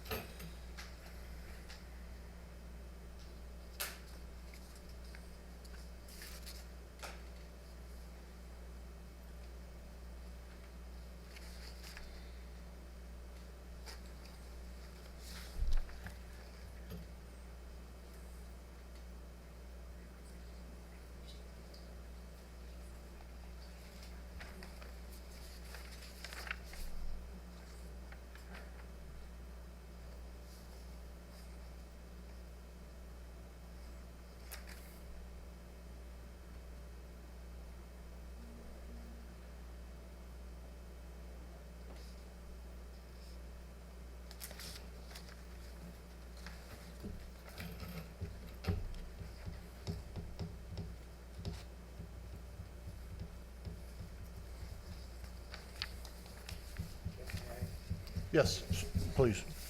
I hadn't seen this history until just now, but I would suggest it reflects exactly what we're talking about, which is we had a report by an independent professional consultant, and we had then a recommendation at the EMS committee study itself. That doesn't work. They didn't like the results of that report, I'm surmising, and that's what was leading to them saying, supervise yourselves, make up your own report, design it the way you want to design it, and that's contrary to the considered advice of two very experienced professionals that we've hired to address this issue. But why does the EMS committee have to approve the town's analysis of the EMS function? Like, to facilitate this report, I'm just thinking practically now, okay? So if we're gonna do a expansive report of our whole facility, even if there's some issues with it, don't we want to be able to gather data from these folks that have the historical knowledge rather than a group of 9 people that have been on the committee for 5 minutes? Like, isn't that gonna be a better source of information for then the third party to objectively and independently evaluate and make a recommendation? Well, I think you do have to get information from the people who are providing the service. But the question is, should they also be on the EMS committee? And we've been told that they shouldn't be. So they. I think we all agree on that. It's just a matter of process and timing. I mean, I think everyone acknowledges that there's like an issue here. Yeah. And the question that we were talking about before you came in was, the Holdsworth report was a full analysis of many different components of our EMS system. This was one page in it. Another page dealt with paramedics. They looked at finances. There's budget. There's like lots of different stuff in there. They looked at different structures. I mean, it wasn't just, restructure the EMS committee. They looked at different ways to do that the town needed to determine, that needed further analysis that was never done. That, how the town's gonna do it, whether the town's gonna take it over, whether you're gonna have like some partnership with Southbury Ambulance or like all different manners of doing these things. So my point was, wouldn't it make sense to do that global analysis first before we completely restructure the committee? Because we're going to need data from these people anyways. That's. And they don't have they wouldn't have, we're not asking the committee, the EMS committee to vote on whether or not the Board of Selectmen chooses to adopt the recommendations of the consultant. I mean, it doesn't make sense to me that the board just didn't do anything and shelved it because the EMS committee disagreed with it. If that's what happened, then I mean, that board should have done more at that time. Like, it's, that doesn't seem like it would just be the end of the discussion just because the EMS committee disagreed with it, because you're looking at a third-party, independent, objective analysis who's gathering this data from the town, gathering the data from the EMS services, meeting with all the folks, and making recommendations. Well, we have a history that we had a report that was done, and when it was presented, the result was that there was a recommendation that the EMS committee conduct its own study to ensure that EMS services are going to be available to all citizens of the town in the future, looking to the future at what models can be planned for. That's what the purpose of the study was. Yeah, no, I disagree with that. Yeah. I mean, but that's just With what. that charge, yeah. That's what the town decided to do at the time. I don't know why. I mean, I'd love the answer to that question, why. But. I think that you can do it either way, but you're gonna gather, whoever's doing the report is gonna gather data from the sources you're talking about. That's where you have to go. But I think the idea is that you get people on a committee whose knowledge and expertise will add something to the equation in addition to your outside consultant that will help you because of their independence and expertise, and that you don't have that right now. We could form that without doing anything to that committee and without disbanding Like a study the current group. committee, right? We could develop a task force. We have a task force of no doctors different and, than the strategic whatever, planning to work task with the independent consultant.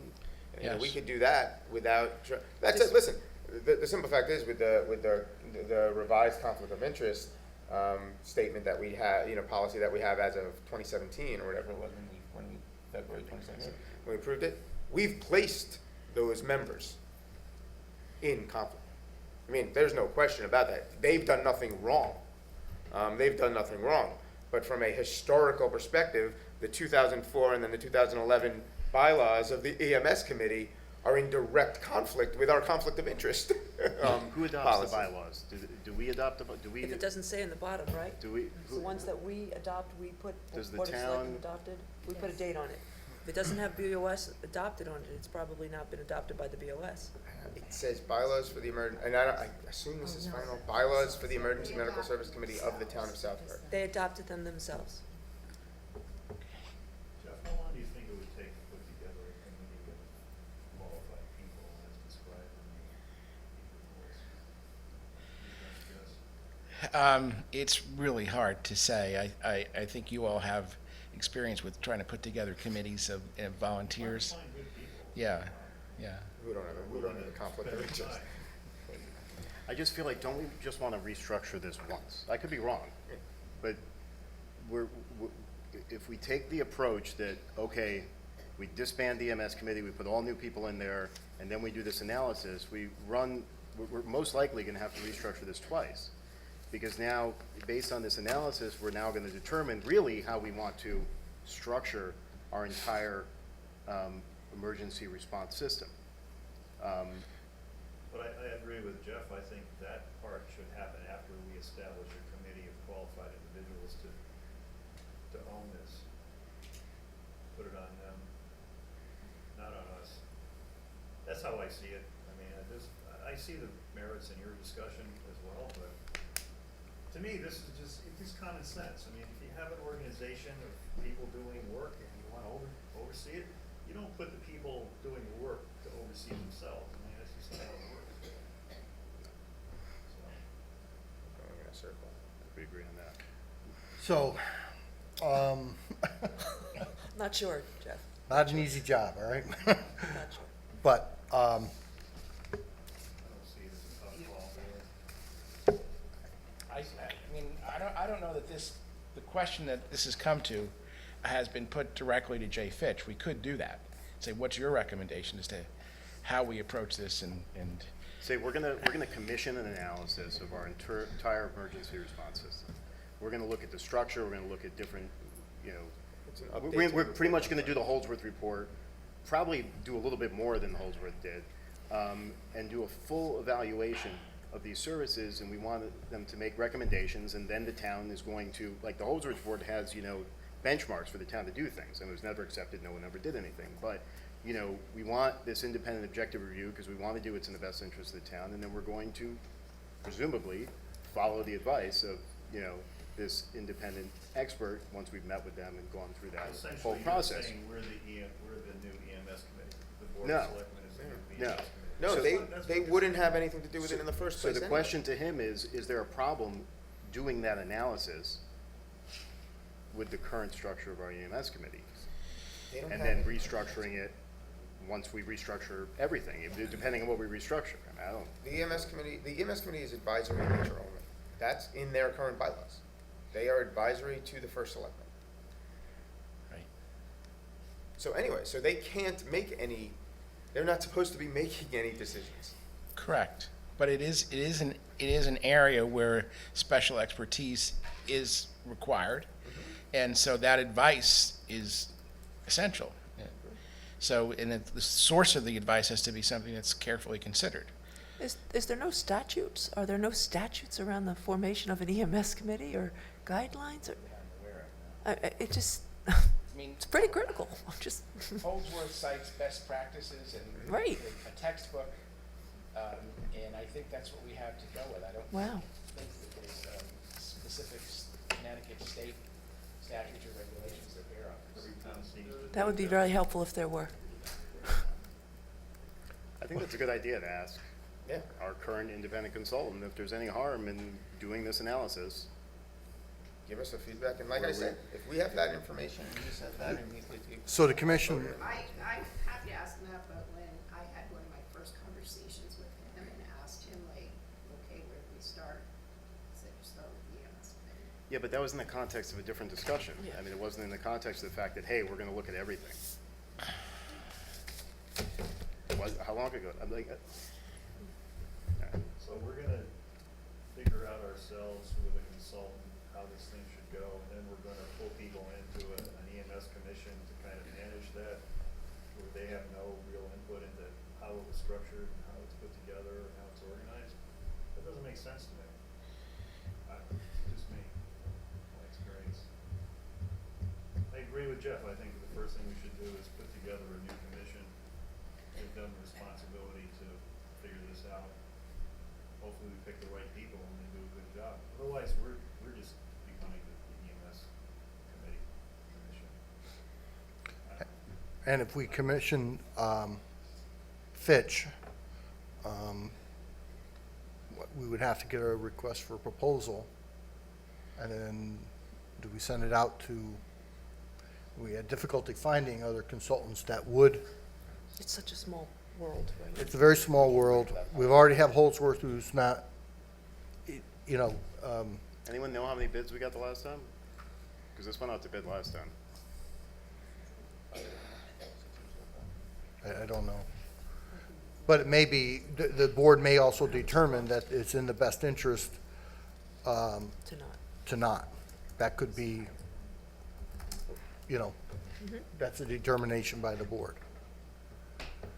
So I think we can, I mean, I realize this is a hard subject, but this board has never run away from a hard subject. We're willing to do what we have to do it right. And I say that based on all 6 of us here, I think, feel that way.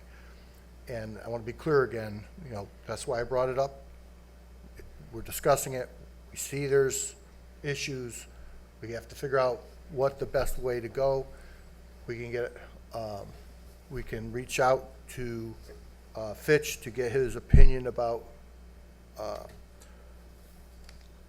having a restructure. Is that the proper way to go to restructure the EMS committee to work with that, to do that report, and a proposal of what it would cost to do? Does that make sense? I think we should do 3 things. I think we should do that. We should get the, recommendation for Fitch on the best way to proceed. We don't have that. We have a recommendation that the EMS committee needs to be reconstituted. I don't know that there's much disagreement on that. It's just a question of timing and process. So we should ask Fitch to give a recommendation on timing and process. The second thing I'd really like is some answers on exactly why the town didn't accept the Holdsworth report and what the issues were. And third, to Mike's point, I think we should invite the EMS members, whoever wants to come, to talk and On the 16th? and put them on the agenda, and they can give us their rationale. They're not here for this discussion right now, but give us their rationale. We can give them ours, and these are our volunteers. We need to work with them, and I think they should be part of the process. This isn't a rejection of any of their work or anything they've done for the town. It's just a best practices and process, the best way to proceed. Why the 16th meeting? Why not August 2nd? Aren't we Is there, I don't see an August 2nd meeting.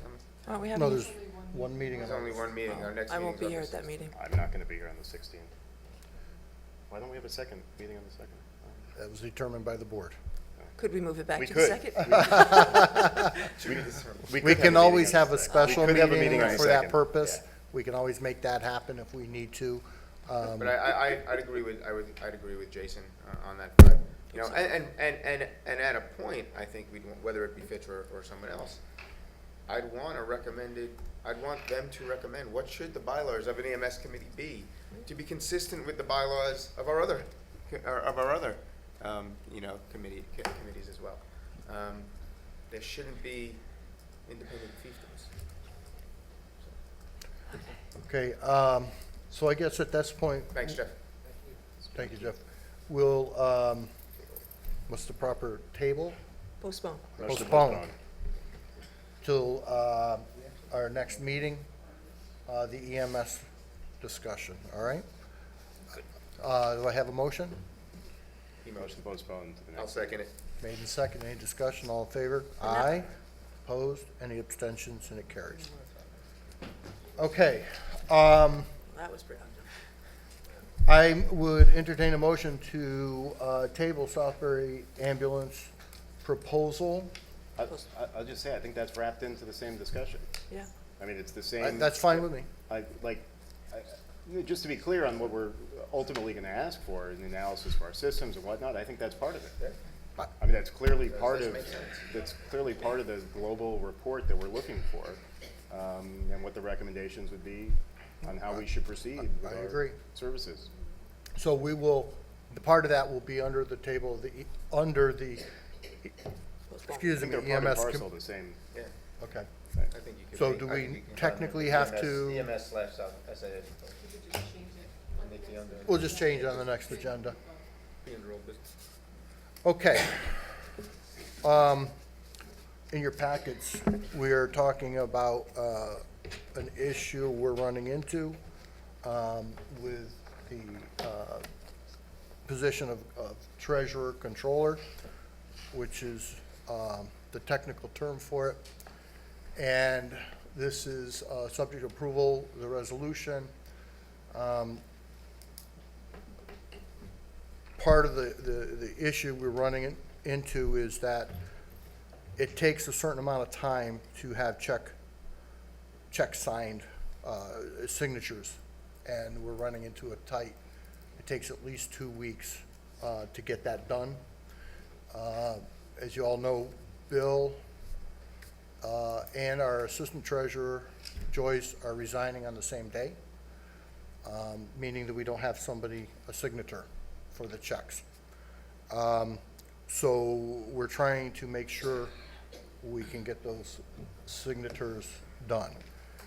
So I think our intention here is to, I think what we need to do is have an executive, entertain an executive session to discuss this position and the person who's looking, who would be filling this position interim, into executive session, inviting Jeff Tinley, John Riley, and Cindy Harrison, who's going to be discussed, into the meeting. I think it would be an invitation of Cindy Harrison into, I think we would determine whether it would be the entire meeting or not, once we're in there. I'm sorry?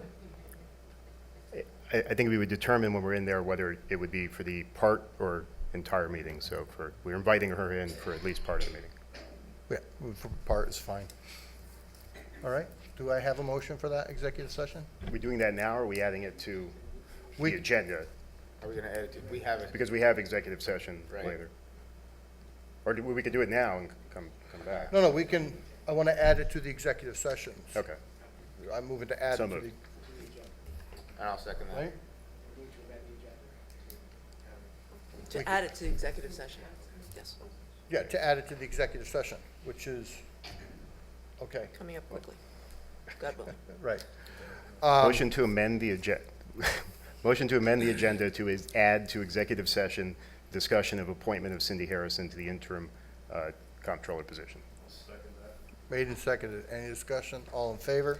Aye. Anybody opposed? Any abstentions? It carries. Okay. Reports. So we'll postpone Yes? the interim Well, treasurer? not really, this one you're just moving, so you've done it. Moving around. We've First done one. it. We're good. We're good. We're moving a lot of things around. First Selectmen's update.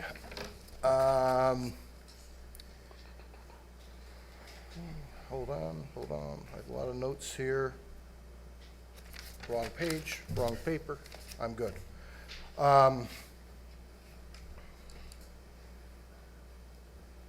So the debris cleanup, we're getting contract signed.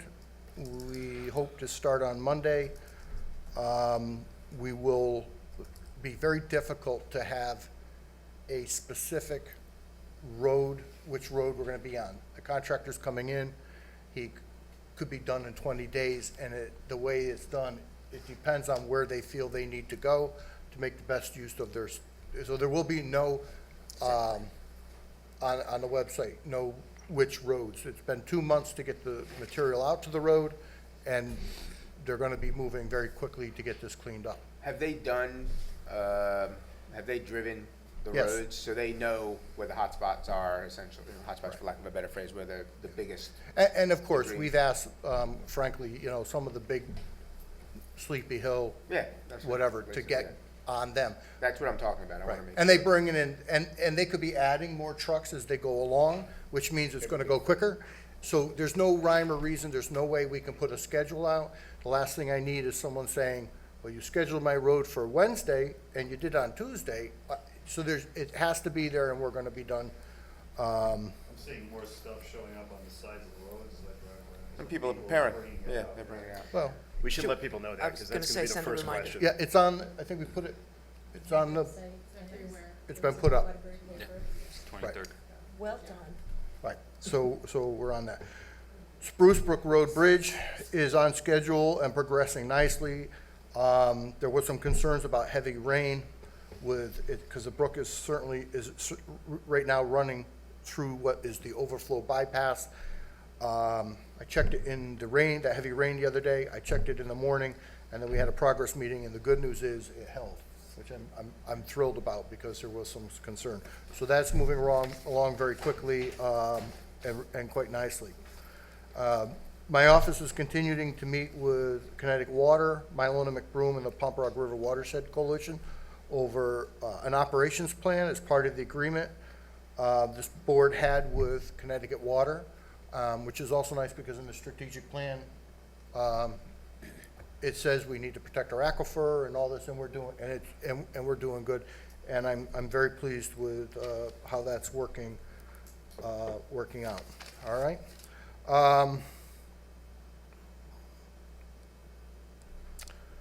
Okay. You saw a letter from someone concerning, and they spoke here tonight, about the Settlers Park and that area.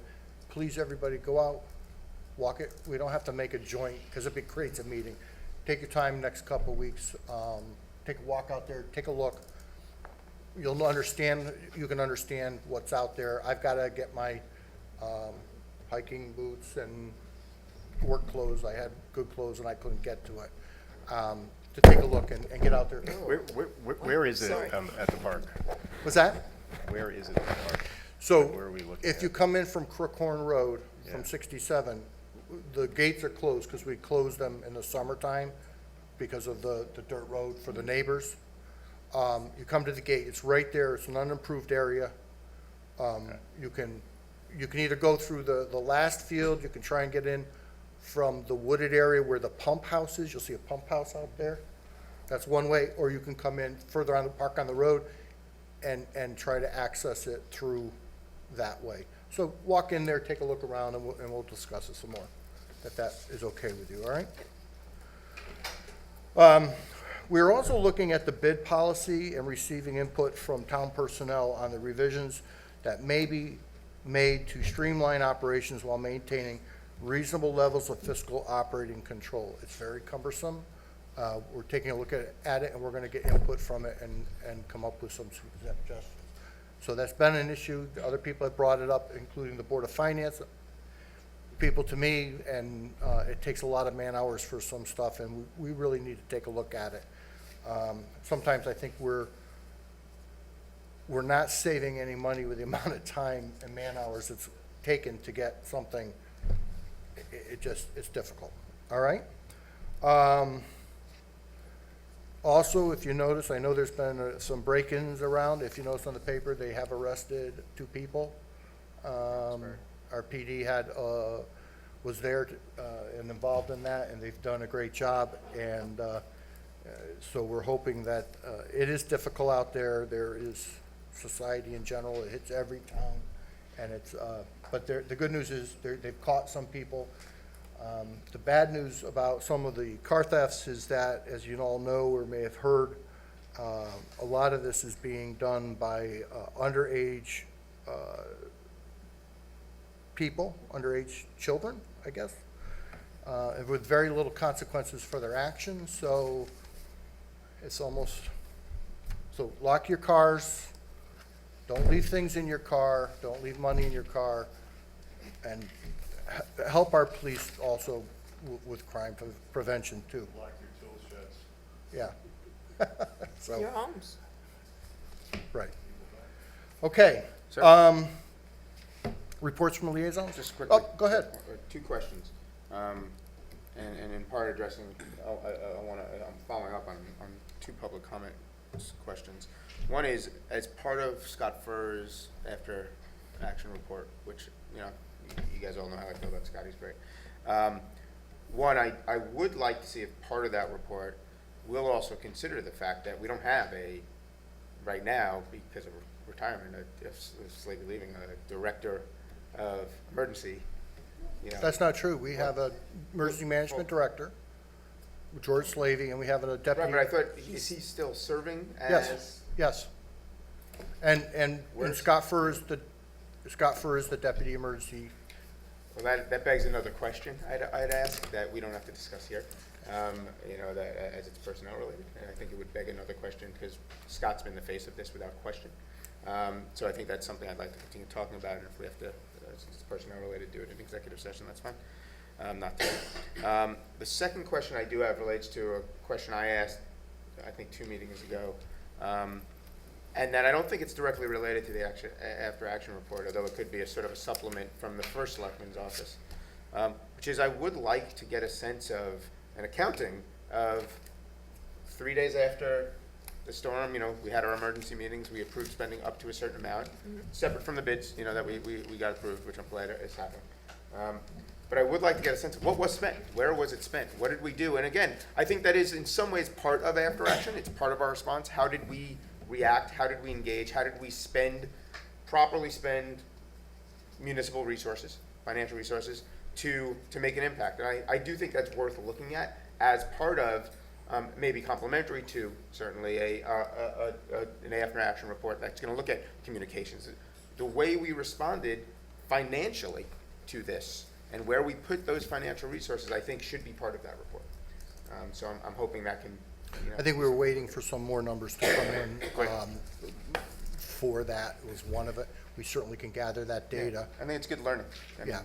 And this will really be the first after actions report we've ever had from any disaster.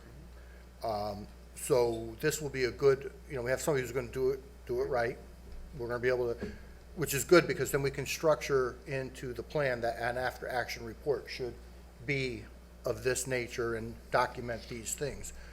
Yeah, that's what I'm just not clear if Scott's going to look at, you know, we should have invested money here to do this, whereas that might be more of a part. That's why I want to understand as part of it, where did we spend money early on in that response, and should we have spent more or less? And I'm not clear if that's part of Scott's responsibility of the after action, or if that's sort of the partnership with the first selectman's office to make sure we have that. Yeah, it's certainly a partnership, and we'll get those numbers. Okay.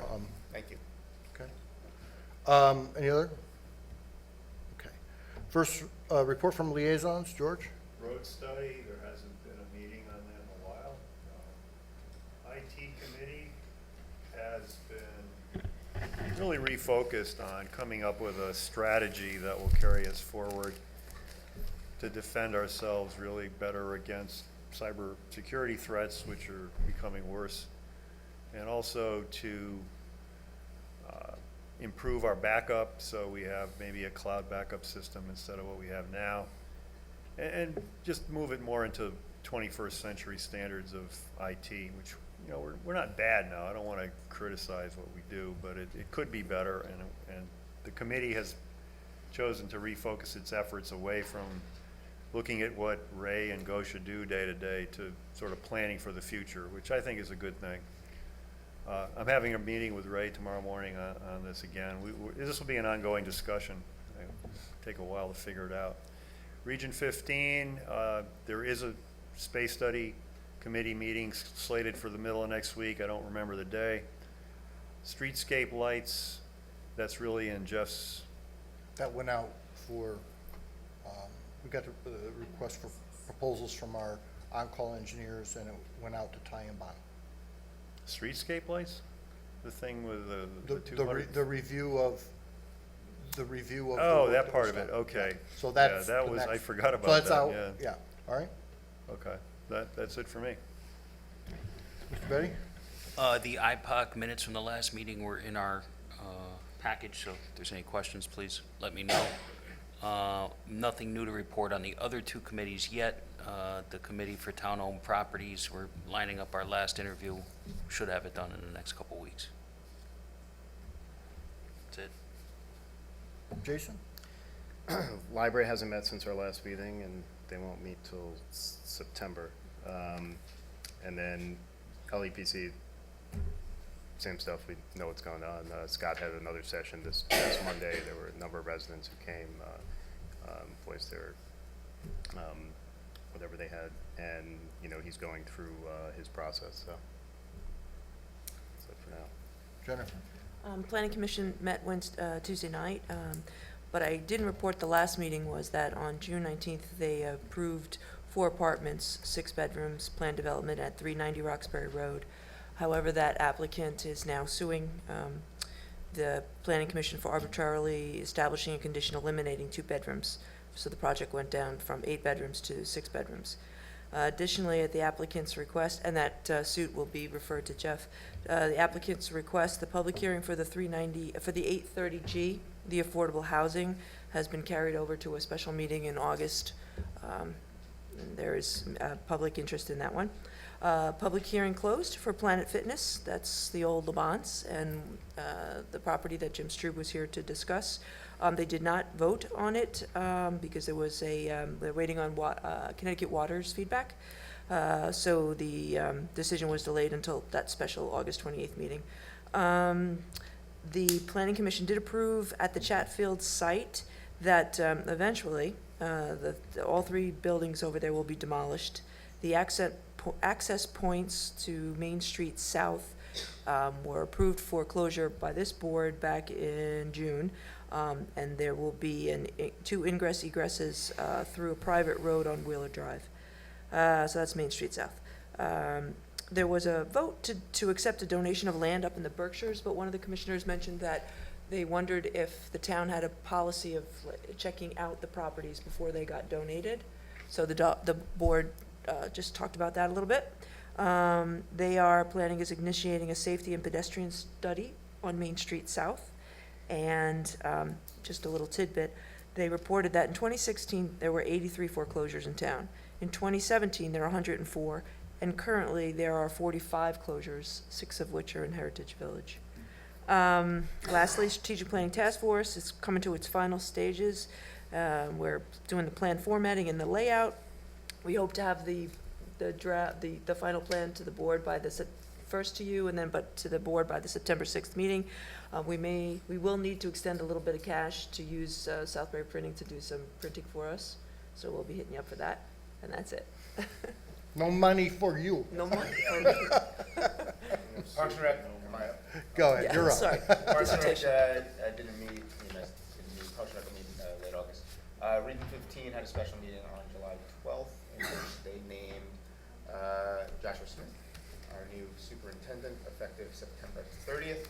He is coming to us as 2 years as superintendent, 4 years as assistant super from the Milford schools, and started his teaching. He's an education technology specialist, and started his teaching career as a student teacher at Rochambeau. He grew up here. And he grew up here. And he went to He was one of my classmates. went to Palm. Well, we'll get the real scoop from you Yeah. later. Yeah. Any Smart guy. update on the principal for the high school? There were no reports on that. Okay. Is there, I'd go like ahead. to add one thing to new business. Consider in the future some sort of plan to deal with dumping, specifically on Jeremy Swamp Road, illegal dumping. I don't know who the people are. Obviously, we'd catch them if we knew, but it's pretty extensive. There was a problem on Jeremy Swamp a few years ago when Ed Edelson was first selectman, and one of the proposals that was made was to put a gate on the dirt section, which is where the dumping occurs. It's kind of out of the way, where you can't really see it from the main roads, with a lock. And the residents were not too happy about that, and neither would I if I lived there.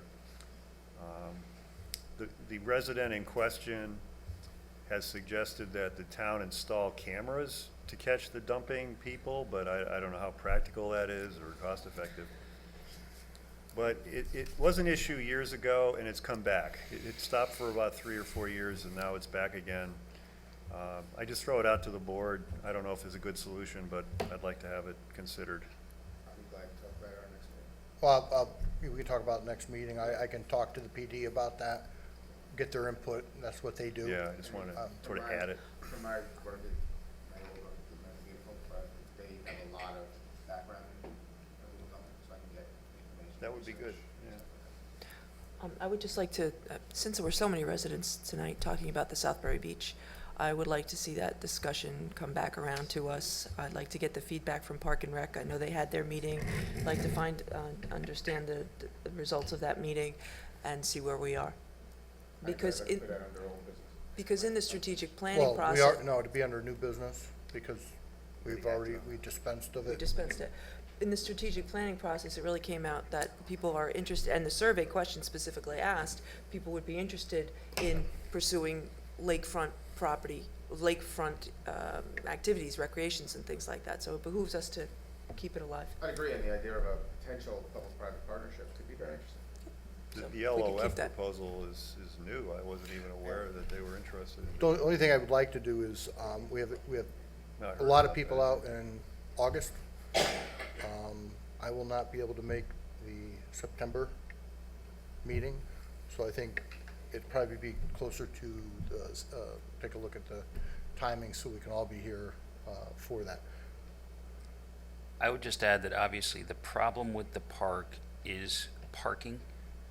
And I would encourage us to check with the state and see if they're still planning to do an additional commuter parking lot at exit 13 when they come through.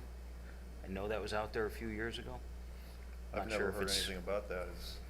They Yeah. talked about it one time, but there's a problem over there because I think there's a well that services some of the homes over there.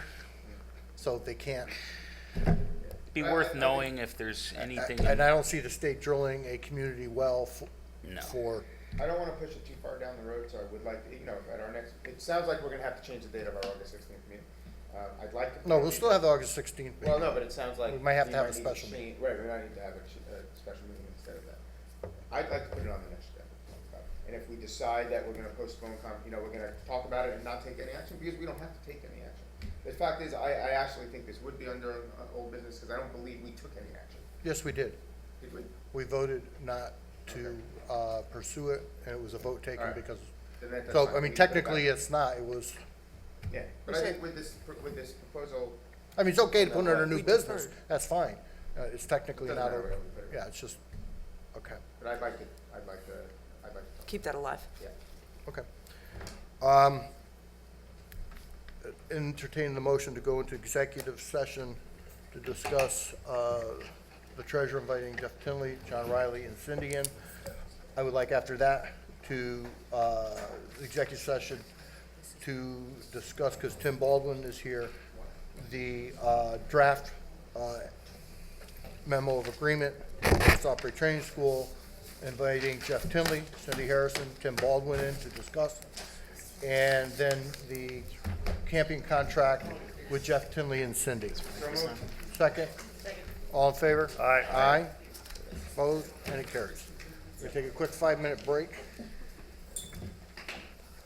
George.